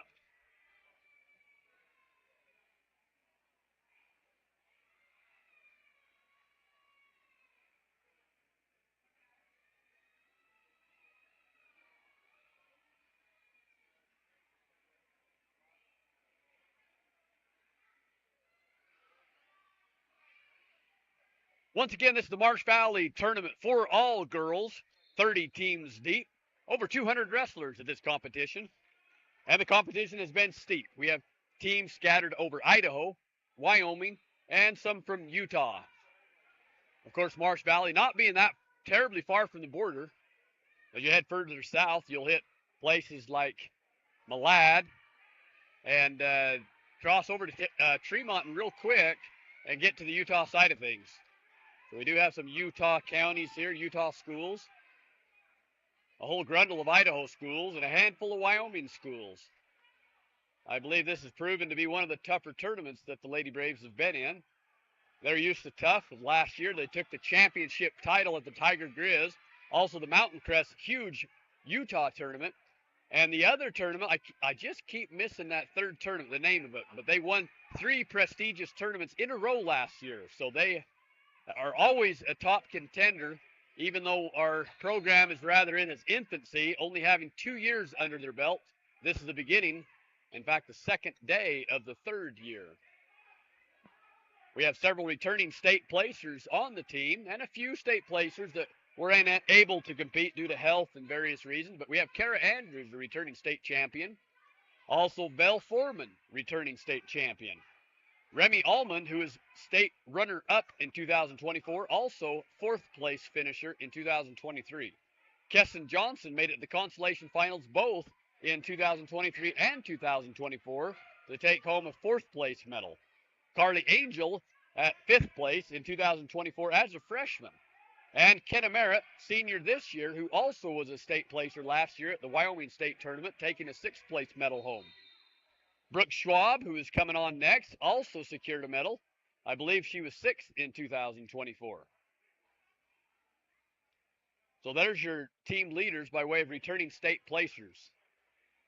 Hallie Robertson, I don't have her stats. I do believe she was injured last year. But if you know Hallie Robertson, she is a contender. Fierce. In fact, she won the Braves Brawl last night in dominating fashion, taking first place at the opening tournament.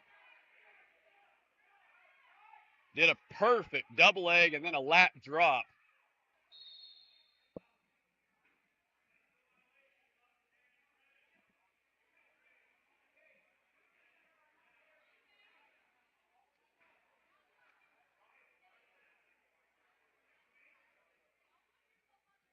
Now, this does show that Hallie was a third place finisher. I'm trying to see if that was 2023 or 2024. I know there was some injury time there, but once again, we do at least have a consolation championship with Hallie Robertson.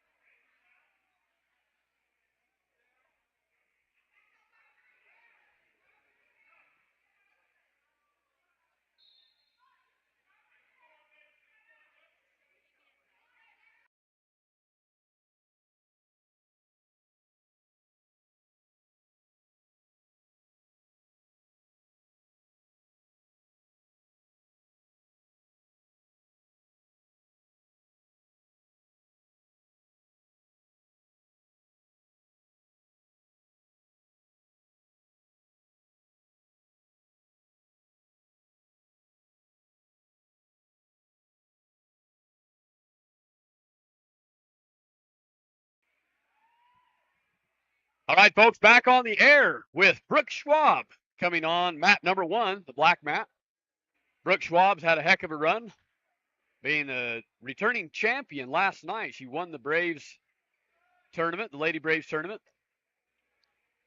She's also won every match at this event, so still remains undefeated on the year. Brooke Schwab. Brooke looks like she'll be taking the red anklet band, her opponent in the green. Now, these matches usually get a little more competitive as we start getting up in the top of the bracket here. Brooke takes an aggressive collar tie. One overhook and a collar tie. Gets that 2-on-1, fighting for hand control. Changes off to an underhook. Switches immediately to a cowboy. In USA Freestyle Wrestling, that would be a slip, and they would call you back to your feet because of the attempt. In this case, in collegiate and high school wrestling, it's not a slip. It was a great attempt, but it did cost us 3-point takedown. And she trails 3-0 with 1:30 left in the first.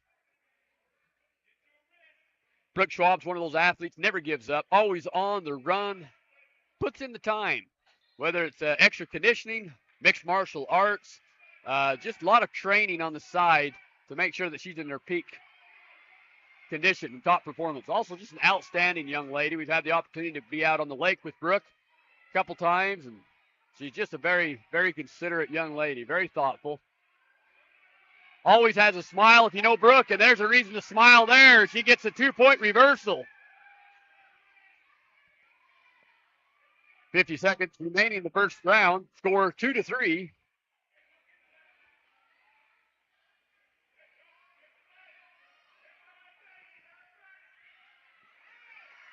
And she puts her opponent on the back. It's a great near side dump. This is going to be tight, folks, and it's a pin. We don't need a second round. Excellent fight. And I think we can officially call that a comeback. She wasn't behind much, but she was trailing and came back with a dominating win by pin. Great job, Brooke Schwab.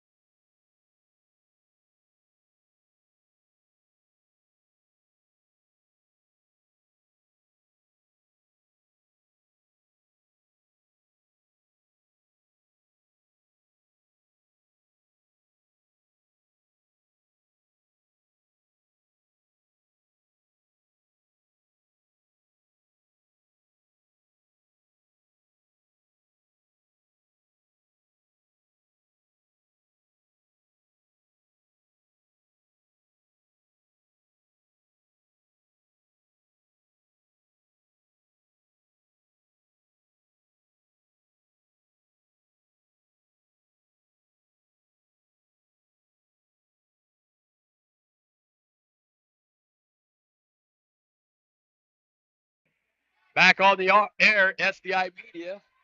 We're in Marsh Valley, Idaho. Zella Lynn takes the far mat, mat number 2, that being the red mat.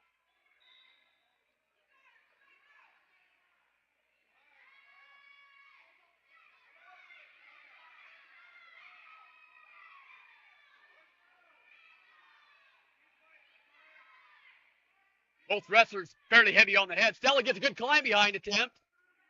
Comes back. Neutral position facing her opponent.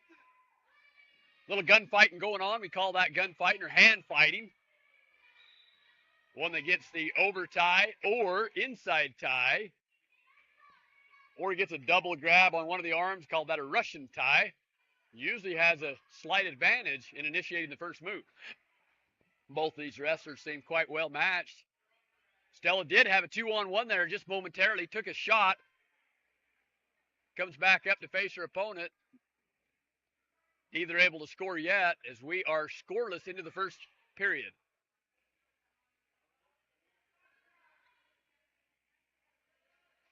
Stick around, folks. We'll grab one of our Star Valley wrestlers that's close by and give another short interview. Just ask a couple of questions off the cuff about what they see in Star Valley Lady Braves wrestling. We've been fortunate enough to have several of them kind of come by the table and sit, take a break. So we'll see if we can do that after Stella's match here.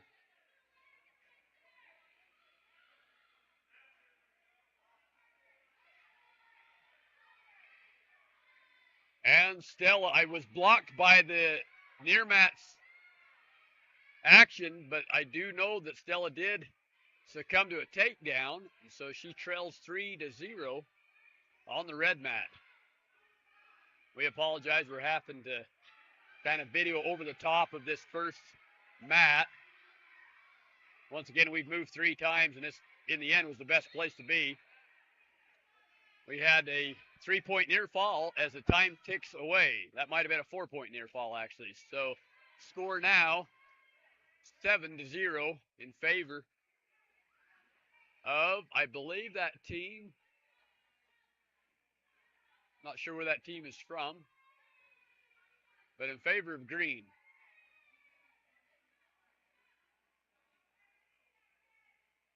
Little timeout here as we deal with a little bit of blood. Stella's opponents from Murray, Utah. You don't know where Murray is. It's kind of part of that metropolitan, between Ogden and Salt Lake City area. Of course, I'm making that up. I'm just guessing, but sounds about right.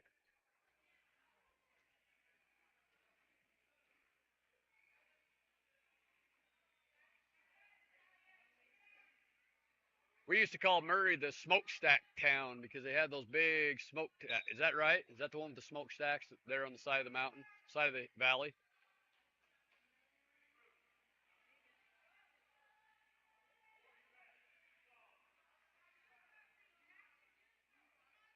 All right, we're back in action as Stella takes bottom position into the second round.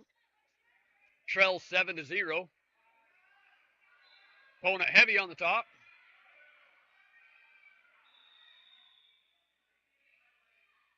Stella trying to maintain that base, keep from being broken down. Her opponent, Everly West from Murray, does a good job breaking Stella down. It gets a little harder to wrestle from your belly. Now, those that have had some freestyle USA wrestling experience, they're okay there. Because in freestyle, it's okay to go belly out, elbows wide, thumbs up, and head high as you wait for the ref to call you back to neutral. Oh, and we do give that one up by pinfall as Stella does go to her back in the second round. Once again, a lot of experience here being gained, a lot of matches being won, some upsets and some falls to more experienced wrestlers. But it's been a great tournament thus far as Lady Braves has opened up their season with back-to-back tournaments. Both the home tournament that was yesterday and here the Marsh Valley tournament back-to-back again, which is today and tomorrow. That comes off of a dual practice, an early morning practice where the girls had to be up at 5 to be in at school by 6, and an evening wrestle off. So been a heavy week for the girls. I think we're mostly safe from big injury, although I do know there has been some injury. All right, we're going to grab a wrestler here, and as we're waiting for, I believe, Cashley, let's see who we have. Oh, we got Belle Foreman, one of her awesome competitors of the Star Valley Lady Braves. Go ahead and state your name here so I make sure I got the right person. This is Belle Foreman. All right, Belle Foreman. Now, Belle Foreman has had the opportunity to see a little bit of wrestling before the inauguration of the Lady Braves, or before the inception of it, right? Yes. Okay, Belle Foreman, as you came into wrestling and you knew, hey, I know what's kind of ahead of these girls, and you saw all these brand new girls, freshmen, even some seniors that had never been on the mat before. Uh, Share some of your thoughts. I mean, what did you see from your standpoint that, just impressed you? Well, I knew that no matter what grade they were in, freshman to senior, it was going to change their life the second they stepped on the mat. Because wrestling is really just such a unique experience, and you're going to learn so much, and it's going to change your outlook on life, basically. And I loved seeing how it changed, like their love for the sport grew so much, just like it did when I first started. And I love watching how their confidence grew in themselves, and then they realized that they're strong individuals. Hey, that's an awesome observation and way to go there. Let me ask a follow-up question there. When you talk about that growth and how their lives change, just maybe tell us a little bit about yourself and what I mean. You've seen some ups, you've seen the downs, you've seen a lot of competition. Of course, you were one that had to face a lot of boys. Is that right? Yes, ever since third grade until my sophomore year, I was always one of the only girls on the boys' team, and so yeah, that was kind of hard at first. And honestly, when I was a third grader, you would never have thought I would be a wrestler because I was really girly and timid, and I really honestly didn't have a lot of confidence in myself, and I didn't think I was good enough to be a wrestler. But all these years, through the ups and downs, like it really taught me to be confident and know that I can do hard things, and I'm forever grateful for the experiences that it's brought to me. That's amazing. Another great compliment to the sport of wrestling, but also to your overall attitude and your growth as an athlete in the sport of wrestling. Besides confidence and that growth that you talked about, coming from someone that was quite timid to being, not only competitive, but we're talking about you have placed at the West National Tournament multiple times. You're returning state champion of the state of Wyoming. I mean, in all styles. Tell us a little bit about the other styles that you've wrestled.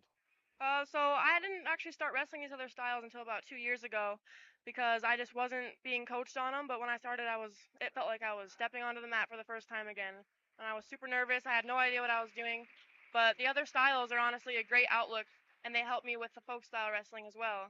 And I really like learning new technique and new rules, so it kind of brought my love for the sport even further because it was more diverse. That's a great way of putting it. And so you've continued to kind of stretch yourself. I mean, it wasn't okay. Hey, I'm on the winning side now. I'm doing great things. You're willing to open yourself up to new ventures and even new styles. Yes, it was quite a journey, um, especially coming into the new styles. I mean, if any of you guys know how Greco works, you can't touch their legs. In my first Greco match, I went right in for a crossface cradle and almost got disqualified. So it was kind of a whirlwind, but I really like having that experience, and it's helped me be a more diverse wrestler and be more prepared for college. That is outstanding. Hey, Belt, last year in the second year, so that's a little bit about the first year. What's the greatest improvement you saw or the benefit you saw in that second year with the team who, they had their ups and downs being the first year, brand new girls team. But you were part of the second year and you saw some things. Tell us a little bit about what you saw that second year. I really watched them all, every single one grew.